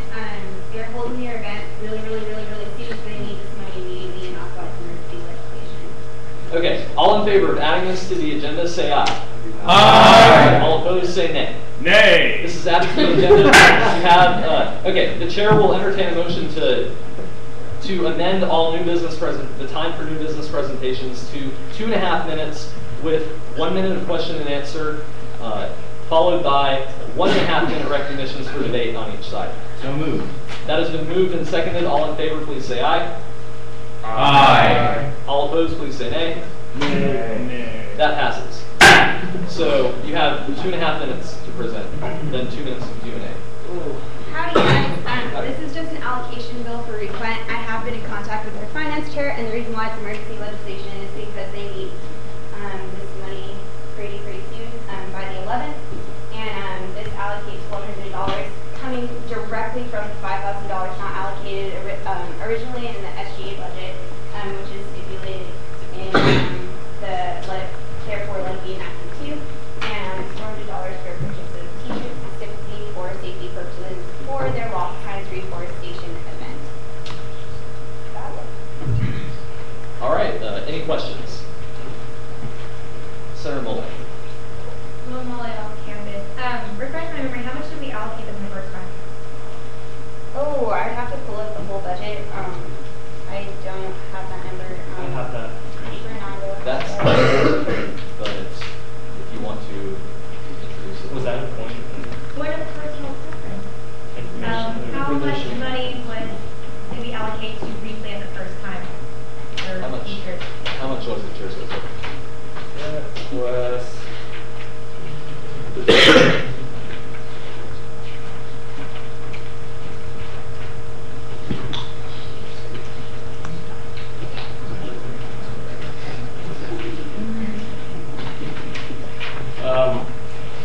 okay, we approved $5,306 with 79 cents. Okay, so $5,306.79. Next, are there any further questions? Senator Roddy. Student running pools, how did the insurance provide security? They have flashers for protection? It actually says safety, specifically. Yeah, what's safety? It's only going towards the staff, and I don't know if you know this, but the Bass Truck Forest is a very large, vast territory forest. And the people that are going out is over 700 students for each weekend. And so these shirts would provide safety, as in they would be visible to the people, and that way if they get lost, they would know who to go to. If they have questions, they would know who to go to. And that's kind of why it's for safety. All right, Senator Woolsey. Senator Woolsey, Northside. Did the replant official not state in the committee meeting that they knew about this in September when they could have started fundraising for this? They did, and they also stated that they didn't start fundraising for this because they were conducting their fall semester replant event, which is planting trees around the College Station Bryan area. And they specifically said that they did not have time to fundraise in the month after that event because it was only a month, and this event came up fast.